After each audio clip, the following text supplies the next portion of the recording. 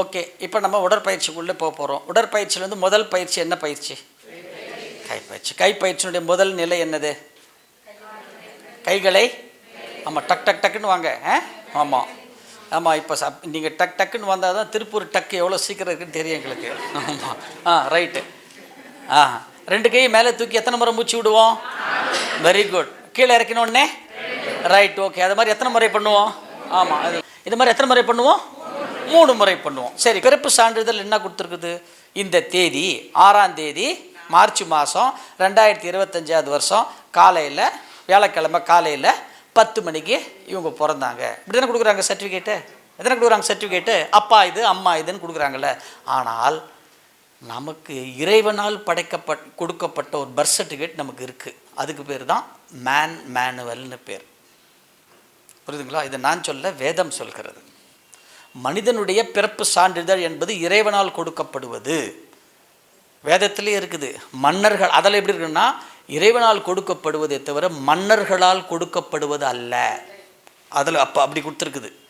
அது என்னன்னு கேட்டிங்கன்னா, இப்போ இந்த அம்மா இந்த உலகத்தில் பிறந்துட்டாங்க அப்படின்னு கேட்டிங்கன்னா, இந்த அம்மாவுக்கு வந்து ஆயுசு வந்து இந்த அம்மாவினுடைய ஆயுள் காலம் 120.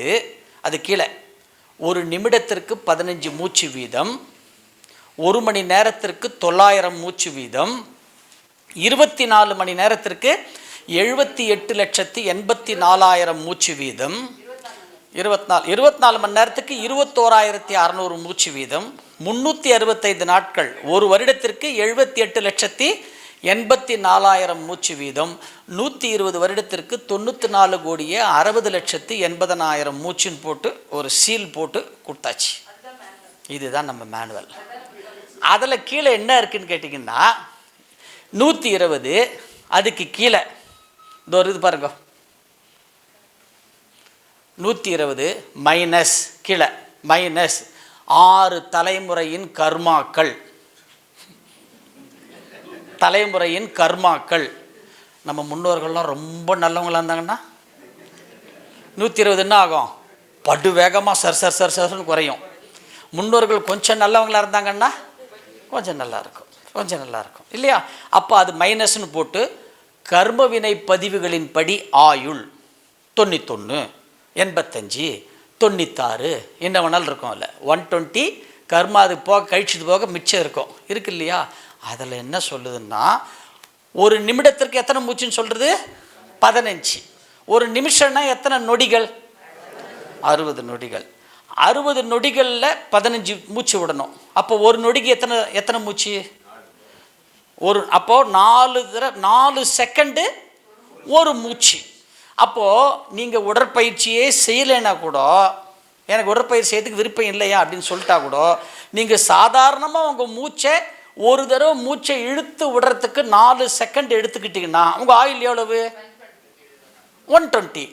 ஆனால் 4 செகண்ட் இழுத்து விட வேண்டிய மூச்சை எவ்வளோ நேரத்தில் இழுத்து விட்டாங்க? அப்போ 4 செகண்டில் இழுத்து விட்டா 120, 2 செகண்டில் இழுத்து விட்டா இப்போ தப்பு பண்ணது யாரு? நாம தப்பு பண்ணிட்டு நாம் யாரை சொல்கிறோம்? இந்த பாழா போன கடவுளுக்கு கண் இல்லை, இவ்வளோ சீக்கிரம் கூட்டம் போனோமா, விதி இப்படியா விளையாடணும்? யார் விளையாடினது? விதி விளையாடியதா நாம் விளையாடணுமா?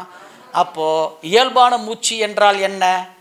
ஒரு தடவை மூச்சை இழுத்து விடுவதற்கு 4 வினாடிகள் எடுத்துக்கொண்டால் அதுக்கு பேர் என்னது? இயல்பான மூச்சு. இதுதாங்க, புரிஞ்சுங்க, நல்லா ஞாபகம் வச்சு, புரியுதுங்களா? இப்போ மகரிஷி இதை கொடுக்கும் பொழுது அவர் புஸ்தகத்தில் அப்போ 70 வருஷத்துக்கு முன்னாடி இயல்பான மூச்சுன்னு கொடுத்துட்டாரு. இன்னைக்கு நம்ம வேற காலத்தில் இருக்கிறோம். நாம் அதை என்ன மூச்சுன்னு சொல்கிறோம்? இப்போ ஆழ்ந்த மூச்சுன்னு அதை நம்ம சொல்கிறோம். இப்போ புரியுதுங்களா? ரைட். யார் டெமோக்கு யாராவது ஒருத்தர் வரீங்களா? ஒரு எக்ஸசைஸ் பண்ணுற மாதிரி வாங்க. யாராவது ஒருத்தர் வாங்க. அதான் தம்பி வரான், வாங்க. ரைட். இப்போ டக்குன்னு போகலாமா? ரைட். உள்ளே போயிட்டே இருக்கலாம். இப்போ நம்ம 11:45 டீ பிரேக் கொடுத்துடலாமா? சரி. இப்போ டீ பிரேக் கொடுத்துடல ஆரம்பிச்சிடலாமா? ஏன்னா உள்ளுக்குள்ளே வந்து ரத்த ஓட்டம் போனோன்னா கொஞ்சம் நீர் ஓட்டமும் உள்ளே போகணுன்றார் ஐயா. போயிட்டு சரி சீக்கிரம் வந்துடுங்க. வாழ்க வளமுடன். அந்த இயல்பான மூச்சு காற்றின் அளவின்படி மூச்சு பயிற்சி ட்ரை பண்ணுங்கள். Just few minutes.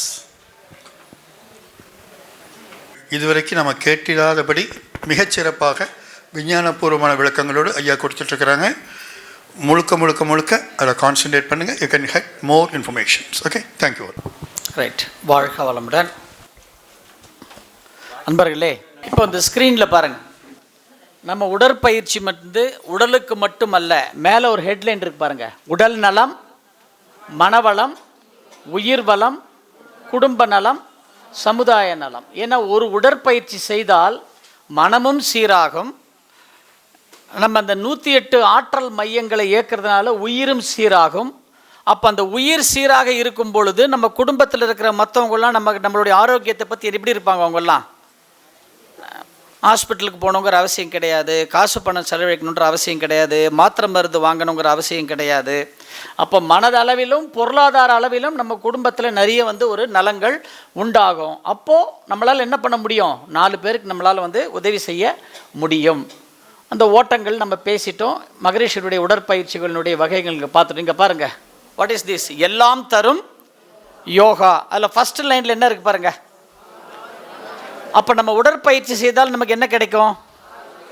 ஆரோக்கியமான உடல் கிடைக்கும். ஆரோக்கியமான உடல் கிடைத்தால் என்ன கிடைக்கும் நமக்கு? அடுத்தது அமைதியான மனம். இது வந்து சீக்வன்ஸ். இது நாம் உடற்பயிற்சி செய்தால் ஆரோக்கியமான உடல் மட்டும் இல்லை, என்னென்ன கிடைக்குது பாருங்கள்.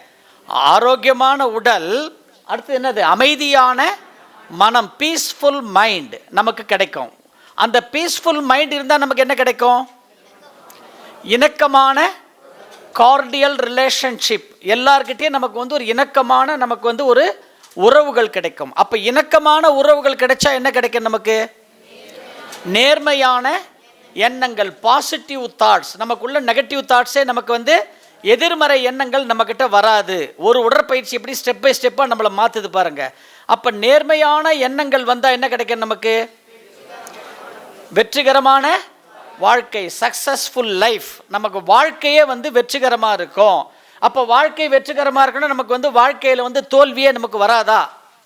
தோல்வியும் வரும். ஆனால் அந்த தோல்வி வந்தால் நம்ம என்ன பண்ணுவோம்? அதை ஒன்று ஏற்றுக்கொள்ளக்கூடிய அல்லது எதிர்கொள்ளக்கூடிய ஒரு திறமை நம்மக்கிட்ட வந்துவிடும். அப்போ வெற்றிகரமான வாழ்க்கை கிடைச்சிச்சுன்னா நம்ம ஒவ்வொரு நாளும் நமக்கு எப்படி இருக்கும்?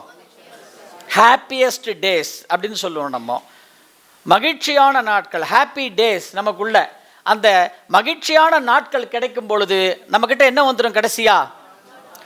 ஆமாம், லவ்விங் அப்ரோச். எல்லார்கிட்டையும் நம்ம எப்படி இருப்போம்? அன்பாக இருப்போம். பிடிச்சவங்க பிடிக்காதவங்க எல்லார்கிட்டையும் ஒரே மாதிரி சமமாக நம்ம வந்து பழகக்கூடிய ஒரு பக்குவம் எதில் கிடைக்கும்? எதில் கிடைக்குது?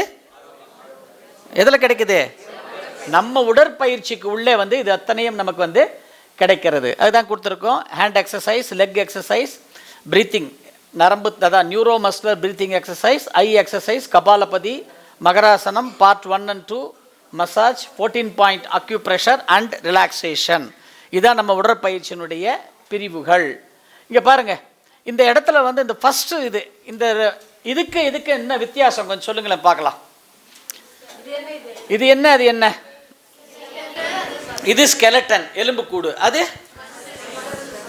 மசில்ஸ்குள்ள என்ன ஓடுது? உள்ள என்ன தெரியுது? இதில் ரத்தமா? சரி, ரைட், ஓகே, வெரி குட். இது வந்து ஒரு பாடி, ஃபிசிக்கல் பாடின்னு வச்சுக்கலாமா? அதை ஃபிசிக்கல் பாடி, பரு உடல். அது இது என்னது? ஸ்கெலட்டன், எலும்புக்கூடு. சரிங்களா? ரைட்.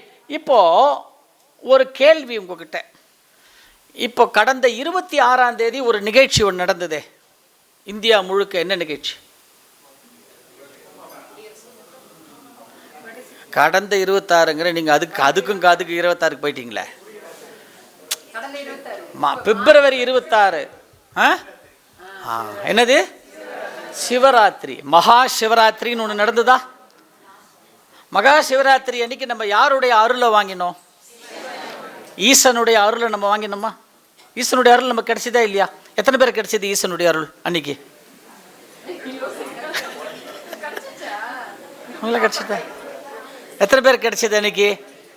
ஈசனுடைய அருள் இன்னைக்கு எத்தனை பேர் கிடைச்சது அன்னைக்கு?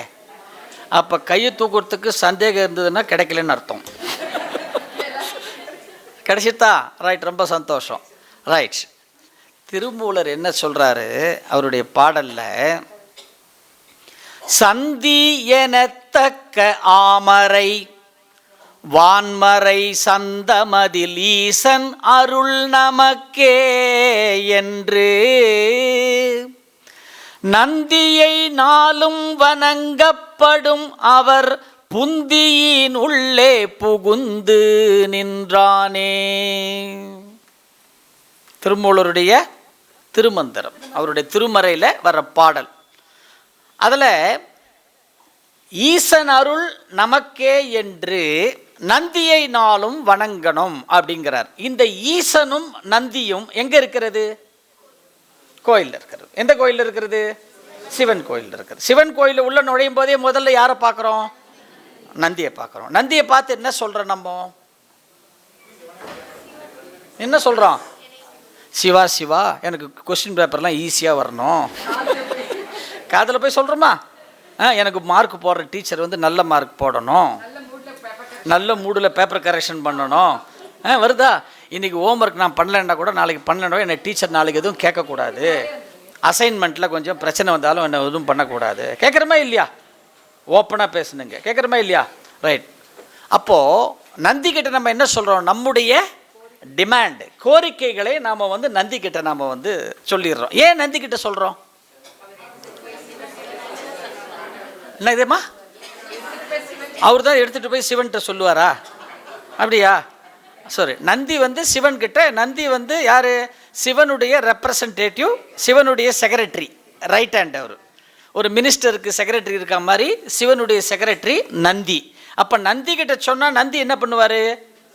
ஆமாம், இன்றைக்கி இவங்கெல்லாம் வந்தாங்கப்பா, இவங்க இதை கேட்டாங்க, அவங்க அதை கேட்டாங்க, இவங்க இதை லிஸ்ட்டை வந்து அவர்கிட்ட வந்து கொடுத்துருவார். அதுக்கப்புறம் வந்து நம்ம வேண்டுதலுக்கு ஏற்ற மாதிரி, நம்முடைய கர்ம வினை பதிவுகளுக்கு ஏற்ற மாதிரி நமக்கு என்ன வரும்? அதுக்கு அங்கேருந்து பிரதிபலன் நமக்கு கிடைக்கிறது.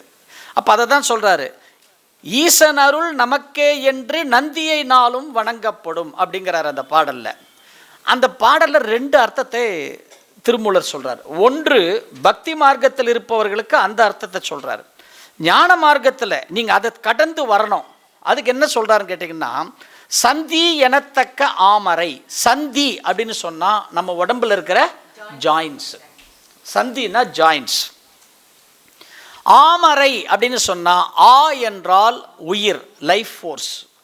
மறை என்றால் இன்விசிபிள். அப்போ நம்ம உடம்புக்குள்ள ஒவ்வொரு சந்திலையும் ஜாயின்ஸ்லையும் எது மறைந்திருக்கிறது? உயிர் மறைந்திருக்கிறது. அதைத்தான் சந்தி எனத்தக்க ஆமரை. அடுத்த என்ன சொல்றாரு? வான்மறை சந்தமதில். வான்மறைனா யார்? வான்மறைனா யாரு? இறைவன். இறைவனுக்கு இன்னொரு பேர் என்னது? வான்மறை. ஏன்னா அங்கே மேலே இருக்கிறதுனால, நமக்கு மேலே ஒருத்தர் இருக்காருப்பா, உப்பர்வாலா ஒருத்தர், அவர் பார்த்து பாருப்பான்னு நம்ம சொல்கிறோம்ல, அதுதான் வான்மறை. சந்தமதில். சந்தம்னா என்ன அர்த்தம்? ரிலேஷன்ஷிப். நமக்கு தமிழே தெரியல பாருங்க, நமக்கு தமிழ் அர்த்தமே நமக்கு தெரியல பாருங்க. சந்தமதில்னா, சந்தம்னா ரிலேஷன்ஷிப்பு. இறைவனுக்கும் எனக்கும் என்ன உறவு அப்படின்னு கேட்குறாரு அவர். இறைவனுக்கு நமக்கு என்ன உறவு? இறைவனுக்கு நமக்கு என்ன உறவு? டக் டக். இறைவனுக்கு நமக்கு என்ன உறவு? அவ்வளோதான். இறைவனே, இறைவனே நாம இருக்கிறோம். அப்போ நாம யாரு? சொல்லுங்க. நானே. சரி சொல்லுங்க, சொல்லுங்க.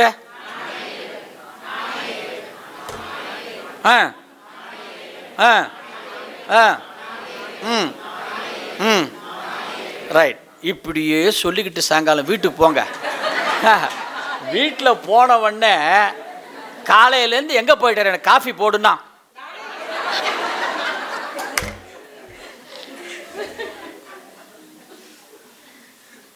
நானே இறைவன் சொல்லிட்டா நமக்குள்ள அகங்காரம் வந்துடும். அப்போ என்ன சொல்லலாம்? அதுவே நானாக இருக்கிறது. அவ்வளோதான்.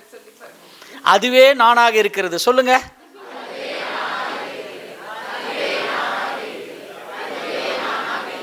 அப்படி சொல்லிட்டா அப்போ அதுவே நானாக இருக்கிறது. அப்போ நான் என்பது இங்கே இல்லை. அப்போ யார் அது? இறைவன். அவ்வளோதான். அப்போ அகங்காரம் வராது. அப்போ அதுதான் வான்மறை சந்தமதில். இறைவனுக்கு எனக்கு என்ன உறவுன்னு கேட்டிங்கன்னா, அதுவே இது நானாக இருக்கிறதுப்பா அப்படின்னு சொல்கிறான். அப்போ அதுவே நானாக இருக்கிறது எது வரைக்கும்? ஈசன் அருள் இருக்கின்ற வரை தான். அப்போ அந்த ஈசன் அப்படின்னு சொன்னால் ஈசனுக்கு இன்னொரு பேர் என்ன? சிவம். அப்போ வெரி குட். உன் பேர் என்னம்மா?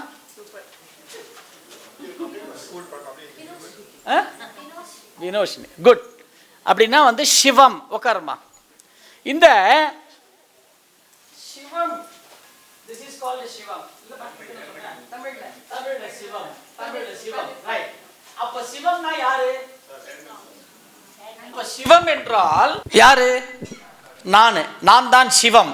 அப்போ இந்த சிவம் இருக்கு பாருங்க, எனக்கும் இறைவனுக்கும் உறவு இருக்கும் வரை நான் சிவம். இந்த உறவை இறைவன் எப்படி எதை வச்சு வச்சிருக்கிறாரு? புண்ணியமா? யாருமா அது? கர்மாவை பேஸ் பண்ணித்தான் நம்மளை வைத்திருக்கிறார் இறைவன். ஞாபகம் வச்சுக்கோங்க. இந்த கர்மால எந்த நேரத்தில் நம்ம கர்மா முடிகிறதோ, இந்த சிவத்தில் கர்மா என்பது அந்த சாக்கு மேலே இருக்கிறது. இந்த கர்மாவை கடவுள் என்ன பண்ண முடிச்சு தூக்கிடுவார். இப்போ நாம யாரு? அவ்வளோதான். இதுல என்ன தெரியுது? நம்ம ஒருத்தர தலைமையிலையும் கர்மா என்கின்ற கொக்கி தொங்கி கொண்டிருக்கிறது. அப்போ நம்ம என்ன பண்ணணும்? அடக்க உடக்கமாக இருக்கணும். கொக்கி வந்து கிட்டக்க வந்து நம்மளை தூக்காம பார்த்துக்கணும். அதுதான் வான்மறை சந்தமதில் ஈசன் அருள் நமக்கே என்று. அப்போ எனக்கும் அவனுக்கும் ரிலேஷன்ஷிப் இருக்கணும்னா என் உடம்புல எது இருக்கணும்? நான் வந்து சிவமாக இருக்கணுமா சவமாக இருக்கணுமா? அப்போ சரி, இப்போ நான் வந்து முதல்ல வந்து இப்படி இருந்த நான் இப்போ இப்படி ஆயிட்டேன். இப்போ என்ன ஆயிடுச்சு? இப்போ சவம் ஆயிட்டா? அது சவம்னா என்ன? சவம்னா என்ன? டெட் பாடி, பிணம். சவத்தை பார்த்தா நம்ம கட்டி பிடிச்சிக்கிட்டு சிரிப்போமா பயப்படுவோமா? பயப்படுவோம். நம்ம கூடவே இருந்திருப்பாங்க. அவர் நேற்று வரைக்கும் அவர் கூட நம்ம அன்பாக இருந்திருப்போம். இன்னைக்கு அது என்ன ஆயிடுச்சு? உள்ள இருந்த சிவம் போயிடுச்சு. இப்போ என்ன ஆயிடுச்சு? அது சவம் ஆயிடுத்து. அப்போ நம்ம அதை கட்டி பிடிக்கிறது கூட பயப்படுறோம் இல்லையா? நேற்று வரைக்கும் அதை நம்ம கட்டி பிடிச்சோமா இல்லையா? நம்ம அப்பாவாவோ அம்மாவாவோ தாத்தாவாவோ பாட்டியாவோ நேற்று வரைக்கும் பண்ணோமா இல்லையா? அதை இன்றைக்கி நம்ம அதை கட்டி பிடிக்கிறதுக்கு பயப்படுறோம். அப்போ அது பேர் என்னது? சவம். அப்போ நாம் யார்?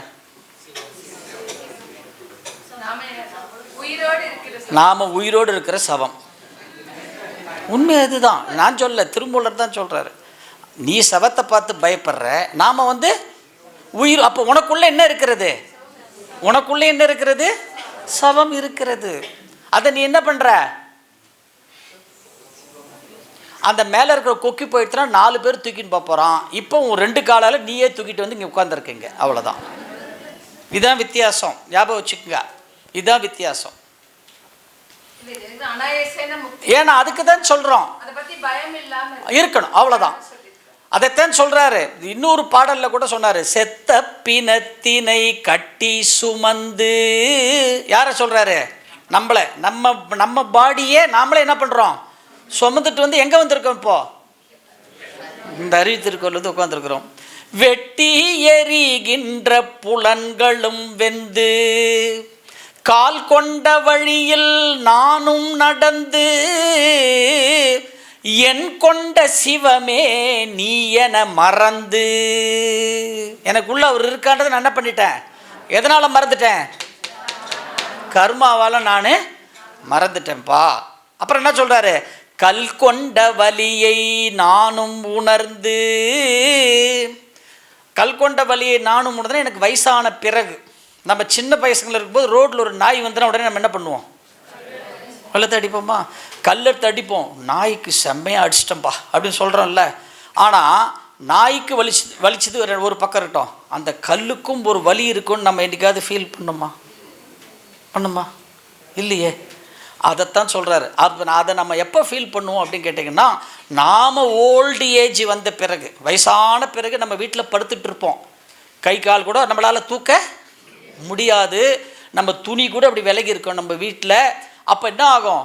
நம்ம யாராவது வேணும்னே நம்ம துணியை விலகி இருக்கிற மாதிரி நம்ம யாராவது படுத்துருப்போமா வீட்டில்? நமக்கு அது மாதிரி இன்டென்ஷன் இருக்கா? நமக்கு எண்ணம் இருக்கா? நமக்கு இல்லை. ஆனால் நம்ம துணி விலகி போயிருக்கோம், நமக்கு அது கூட தெரியாது. கண்ணு தெரியாது. கண்ணு தெரிஞ்சாலும் அப்படி எழுந்து நம்ம துணியை அட்ஜஸ்ட் பண்ணுறதுக்கு நம்ம உடம்புல வந்து பலம் இல்லை. அப்போ நம்ம வீட்டில் இருக்கவங்க என்ன சொல்லுவாங்க, 4 பேர் வந்துட்டு போகிறாங்க, இப்படி வந்து துணி விலகு இது கூட தெரியாமல் இருக்கேன், உனக்கு அறிவில்லை உனக்கு, கேட்பாங்களா மாட்டாங்களா? அப்போது அந்த ஆத்மா ஃபீல் பண்ணும், அதுதான் கல் கொண்ட வலி. நான் என்ன வந்து வேணுட்டாக இருக்கிறேன் இல்லையா, என்னால் இயலாமை முடியலையே, அதனால தான் நான் இப்படி இருக்கிறேன். அதை தான் சொல்கிறாரு, கல் கொண்ட வலியை நானும் உணர்ந்து அப்போ தான் சொல்கிறாரு, என் கொண்ட சிவமே நீ என உணர்ந்து தள்ளாடி தள்ளாடி நானும் நடந்து உண்ட வாயும் உண்ண மறுத்து. சின்ன வயசில் இருக்கும்போது எத்தனை இட்லி சாப்பிடுவோம்? 5 இட்லி 6 இட்லி 8 10 சாப்பிடுவோம் இல்லையா?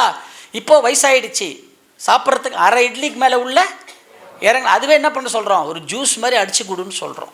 உண்டமாயும் உண்ண மறுத்து. கடைசியில் மரணம் நம்மை நெருங்கும் பொழுது இந்த கர்மா முடிஞ்சிடுச்சுன்னா என்ன பண்ணோம், கண்ணாடி பிம்பத்தின் முன்னே, அதுதான் ஆத்ம தரிசனம். கண்ணாடி பிம்பத்தின் முன்னே கை கட்டி வாய் மூடி கண்ணீர் மல்க நின்று இனி உன்னை காண்பேனோ அல்லேல் கண்மூடி போவேனோ. அதுதான் ஈசன் அருள். புரியுதுங்களா? இந்த ஈசன் அருள் இங்கே எப்படி சொல்கிறோம் அப்படின்னு கேட்டிங்கன்னா, இப்போது வான்மறை சந்தமதில் ஈசன் அருள் நமக்கு. ஈசன் அருள்னா நம்ம உடம்புல இன்னொரு ஈசன் எது அப்படின்னு கேட்டிங்கன்னா, ஆலயத்தில் இருக்கிற ஈசன் அது. நம்ம உடம்புங்கிற இந்த ஆலயத்துக்குள்ளே இருக்கிற ஈசன் எதுன்னு கேட்டிங்கன்னா, திருமூலர் சொல்கிறது, ஈ என்றால் சிவப்பு, ஈ என்றால் சிவப்பு ரெட், சன் என்றால் நீர். நம்ம உடம்புல சிவப்பாக இருக்கிற நீர் எது? அவ்வளோதான். இரத்த ஓட்டம் ஒரு உடம்புல சீராக இருந்தால் யாருடைய அருள் இருக்கிறது? அவ்வளோதான். அதுதான் ஈசன் அருள். அதுதான் சரி. ஈசன் இரத்த ஓட்டத்தை நம்ம உடம்புல சீராக்கிட்டோம்னா யாரோட அருள் கிடைச்சிடுச்சு? நமக்கு சிவன் அருள் நமக்கு கிடைச்சிடுச்சு. அடுத்த லைன் என்ன சொல்றாரு? யாரை வணங்கணுன்றாரு? நந்தியை நாளும் வணங்கப்படும்ங்கிறார் அவர். நந்தின்னா என்னது? அது கோயில் கதை முடிஞ்சு போச்சு. இப்போ தமிழில் நந்தினா எலும்புன்னு அர்த்தம். நந்தினா என்னது? எலும்பு. சமஸ்கிருதத்தில் ஹஸ்தி அப்படின்னு சொல்லுவோம். ஹஸ்தி அப்படின்னு சொல்லுவோம். அப்போது இப்போ ஒன்று ஒரு இமேஜின் பண்ணுங்களேன், நம்ம உடம்புக்குள்ள ஒரு ஸ்கெலட்டன் இருக்கா, எலும்பு கூடு இருக்கா, அப்படியே உங்கள் எலும்பு கூட வெளில எடுங்க. அப்படி பயப்பட வேண்டாம், வெறுமை எடுங்க. எடுங்க, இப்படி எடுங்க, எடுத்து இப்படி வச்சுருங்க பக்கத்தில், உங்கள் பக்கத்தில் உட்கார வச்சுருங்க. இப்போ நீங்கள் அப்படியே நேராக உட்காந்துருங்க பார்க்கலாம். கீழே விழுந்துருவோம். வெறும் மசில்ஸ் தானே. அதுக்கப்புறம் எலும்பு கூடு தான் நம்மளை என்ன பண்ணுது? அவ்வளோதான். அதுதான் வந்து நந்தி அப்படிங்கிறார். இந்த நந்தி தான் வந்து ரொம்ப ரொம்ப ரொம்ப முக்கியம். அந்த நந்தியை பலப்படுத்தணும். ஈசனுடைய அருளும் வாங்குகின்ற பயிற்சி தான் என்ன பயிற்சி? கைப்பயிற்சி. புரியுதுங்களா? அதுதான். அதுக்கு தான் இவ்வளோ எக்ஸ்ப்ளனேஷன் கொடுக்குறோம். ஐயா வாங்கய்யா. இப்போ பாருங்கள், இப்போது அதெல்லாம் இது 2 இதுவாக நாங்கள் இது வந்து கொடுத்துருக்குறோம். இந்த இடத்துல வந்து இதை பற்றி சரி, அதுக்கு முன்னாடி ஒரு நிமிஷம் இருந்துருங்கய்யா. இங்கே பாருங்கள், வேதாத்ரி மகரிஷி யோக உடற்பயிற்சியின் நன்மைகள் அப்படின்னு கொடுத்து நாங்கள் ஒரு ரெடி ரெக்கனர் ஒன்று ரெடி பண்ணியிருக்கோம். பாருங்கள், இந்த லெஃப்ட் சைடில் பாருங்கள் என்னென்ன டிசீஸ்லாம் நமக்கு வரும், என்ன டிசீஸ் இருக்கிறவங்க எந்த பயிற்சியை உடனே அட்டாக் பண்ணலாம். ஃபார் எக்ஸாம்பிள், இருதய கோளாறுகள் இருப்பவர்கள் கால் பயிற்சி, மசாஜ், அக்குப்ரெஷர், உடல் தளர்த்தல். ஆஸ்துமா, சளி, சைனஸ் இருக்கவங்க நரம்பு தசைநார் மூச்சு பயிற்சி, கபாலபதி. ரத்தம், சிறுநீரில் சர்க்கரை குறைய மகராசனம் பாகம் 1-2. ரத்த அழுத்தம் சரியாக மகராசனம் பாகம் 1-2, மசாஜ், அக்குப்ரெஷர், உடல் தளர்த்தல். இப்படி என்ன டிசீஸ் இது வந்து ஒரு நிமிஷம் இருங்க. இது எல்லாமே வந்து ஐயா வந்து உங்களுக்கு ஏற்பாடு பண்ணுவார். உங்களுக்கு நாங்கள் வந்து ஒரு 7 முக்கியமான ஷீட்டு வந்து ஐயா கிட்ட கொடுத்துருக்குறோம். அது ஜெராக்ஸ் போட்டு அந்த ஜெராக்ஸ் காஸ்ட்டு நீங்கள் பே பண்ணிவிடுங்க. ஐயா வந்து பெரிய ஷீட்டாகவே இருக்கும், ஐயா கொடுத்துருவார் உங்களுக்கு எல்லாருக்குமே. இது சரிங்களா? ரைட். ஸோ இது வந்து இது வந்து என்னென்னு கேட்டிங்கன்னா, இது வந்து குறிப்பாக வந்து ஆசிரியர்களுக்கும் சரி, நீங்களும் இது பார்த்தீங்கன்னா உங்கள் வீட்டில் பெரியவங்க இருப்பாங்கள்ல, அப்பா இருக்காங்க, அம்மா இருக்காங்க, தாத்தா பாட்டி இருக்காங்க. அவங்களுக்கெல்லாம் நம்ம என்ன பண்ணலாம்? அவங்களுக்குலாம் இன்றைக்கி நிறைய பேருக்கு வந்து என்ன சுகர் இருக்கா இன்றைக்கி இருக்குல்ல, அவங்களுக்கு இருந்தால் அடுத்தது யாருக்கு வரப்போகுதுன்னு அர்த்தம்? நமக்கும் வருவதற்கு வாய்ப்புகள் இருக்கிறது. அதை நாம் என்ன பண்ணலாம்? இந்த பயிற்சியின் மூலயமா நம்ம அதை தவிர்த்து கொள்ளலாம். குறிப்பாக உங்களுக்கு பாருங்கள், இந்த கபாலபதின்னு ஒன்று இருக்குது பாருங்கள். அந்த கபாலபதி உங்களுக்கு எதுக்கு தெரியுமா? இந்த எந்திரன் ஒரு படம் பார்த்தீங்களா, சிட்டின்னு ஒரு ரோல் இருக்கு தெரியுமா? என்னது அது? அது எப்படி என்ன பண்ணுவது? ஒரு டெலிஃபோன் டைரக்டர் கையில் கொடுத்தா என்ன பண்ணும்? இப்படி பறிச்சுன்னா என்ன அர்த்தம்? மெமரி பவர் டிராஸ்டிக்காக மெமரி பவர் இன்க்ரீஸ் ஆகிடும் உங்களுக்கு. புரியுதுங்களா?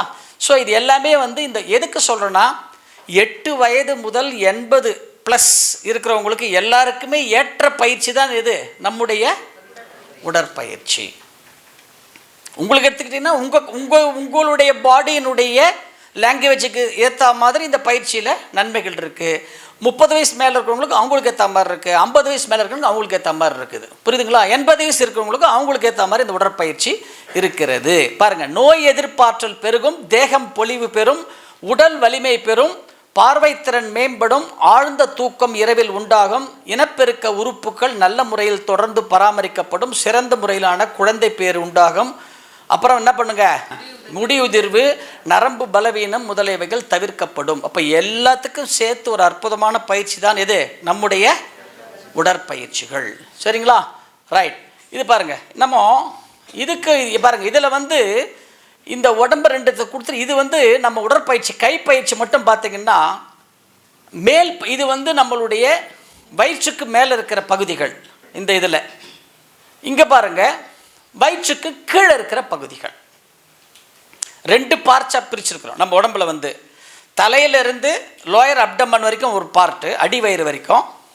அந்த அடிவயிறு கொஞ்சம் மேலேயே நம்மளுடைய கழிவு மண்டலத்திலிருந்து அப்படியே கீழ் வரைக்கும் ஒரு பார்ட்டாக 2ஆக பிரிச்சிருக்கிறோம். அது வந்து நம்ம உடம்புல எங்கெங்கெல்லாம் வந்து அந்த ஆர்டரி வழியாக, இந்த தமனிகள் வழியாக வந்து அந்த பிளட்டு எப்படிலாம் அந்த ஃப்ளோ வருது, பிளட் ஃப்ளோ எப்படிலாம் வருது அதையும் கொடுத்துரும். ஏன் எதுக்கு சொல்கிறேன்னு கேட்டிங்கன்னா, நம்ம உடம்பில் இருக்கிற 6000 கோடி செல்கள், 206 எலும்புகள், 620 தசைகள், நம்ம உடம்பில் 360 இணைப்புகள், ஜாயின்ட்ஸ், அனைத்தையும் இயக்கக்கூடிய ஒரே பயிற்சி எதுன்னு கேட்டிங்கன்னா கைப்பயிற்சி. ஒரு கைப்பயிற்சியில் என்ன பண்ணிடலாம்? நம்ம எல்லாத்தையும் பண்ணிடலாம். மிச்ச பயிற்சியெல்லாம் பண்ண வேண்டாமா? அப்போது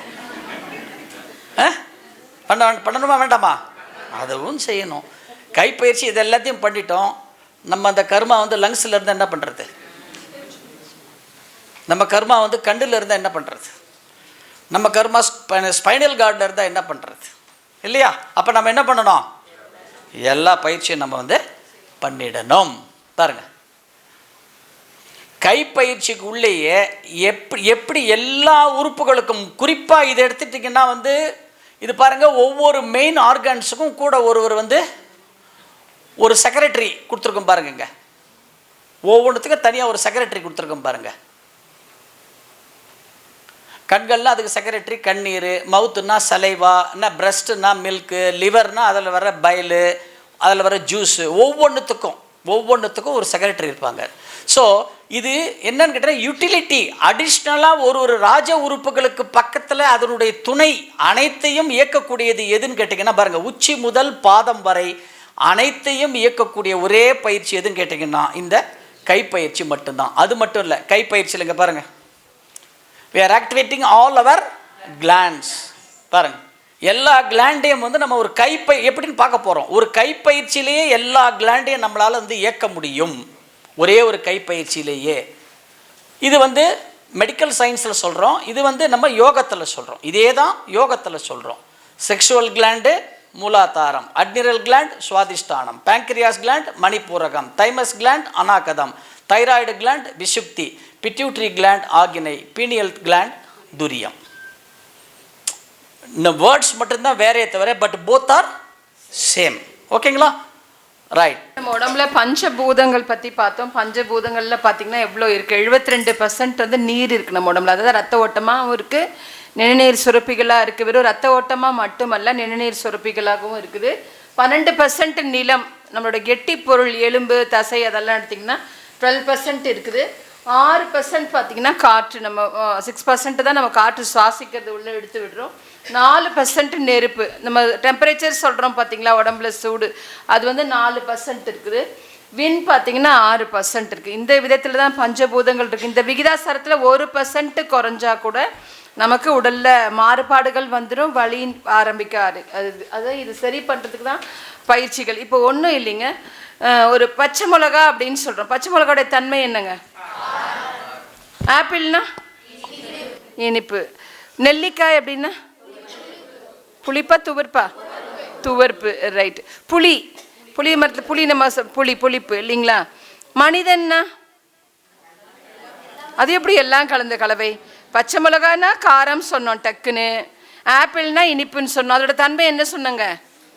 ஒன்று தானே சொன்னோன்னா. மனிதன்னா மட்டும் என்ன செய்கிறோம்? எல்லாம் கலந்த கலவைன்னு சொல்கிறோம். ஏன் எல்லாம் கலந்த கலவை? இந்த பிரபஞ்சத்தை தோன்றிய எல்லாத்துக்கும் ஒரு தன்மை தான், ஆனால் மனிதனுக்கு மட்டும்தான் 96 தன்மைகள் இருக்குது. அதனால தான் அவனை பற்றி நம்ம ப்ரெடிக்ட் பண்ணி கரெக்டாக சொல்ல முடியல. ஒவ்வொருத்தரும் ஒவ்வொரு விதமாக இருக்கும். அந்த 96 தன்மைகள் தான் 96 தத்துவங்களாக இங்கே கொடுக்கப்பட்டிருக்குது. அதனால தான் நம்மளால் என்ன பண்ண முடியல. மனிதன்னு சொன்னோன்னே எப்படி பச்சை மிளகாக்கு டக்குன்னு ஆன்சர் வந்தது, காரம்னு சொல்லி இல்லையா?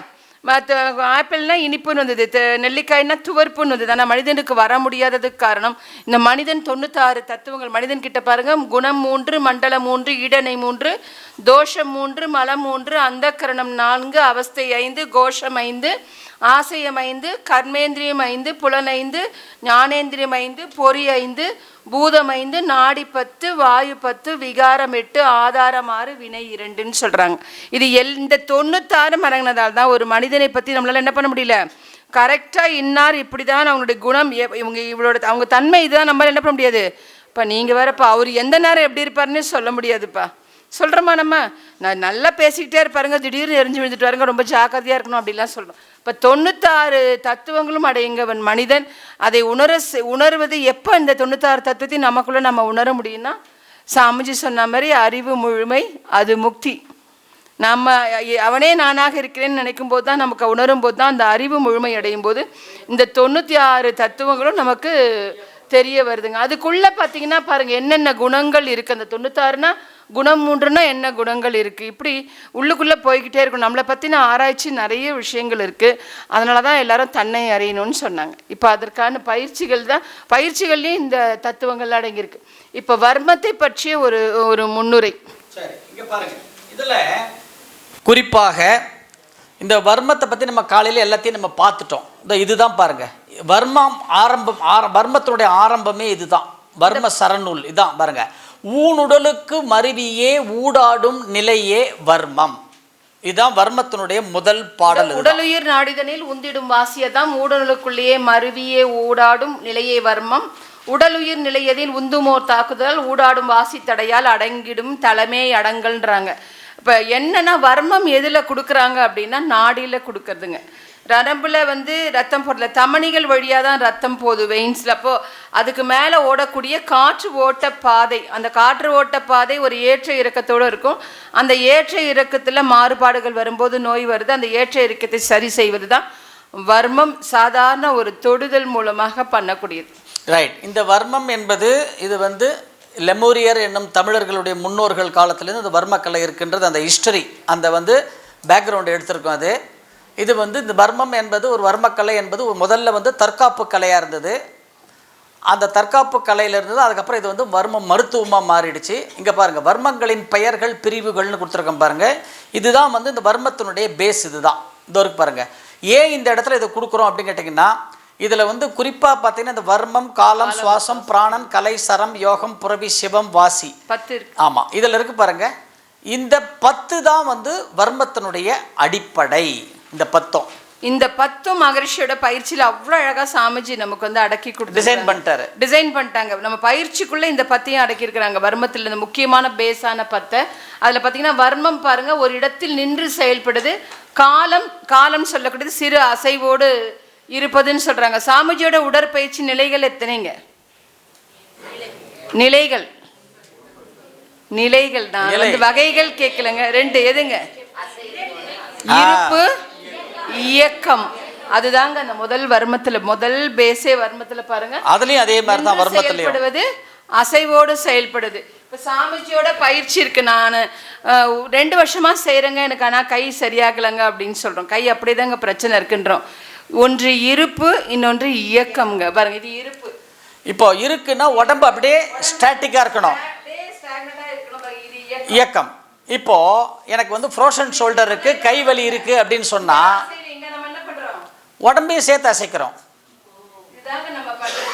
இப்போ இது பண்ணாலும் பாருங்க, மைக் வச்சுட்டு நான் சுத்துறேன். இப்போ பாருங்க, இது இருப்பு, இது இயக்கம். மைக் அசைஞ்சதுங்களா?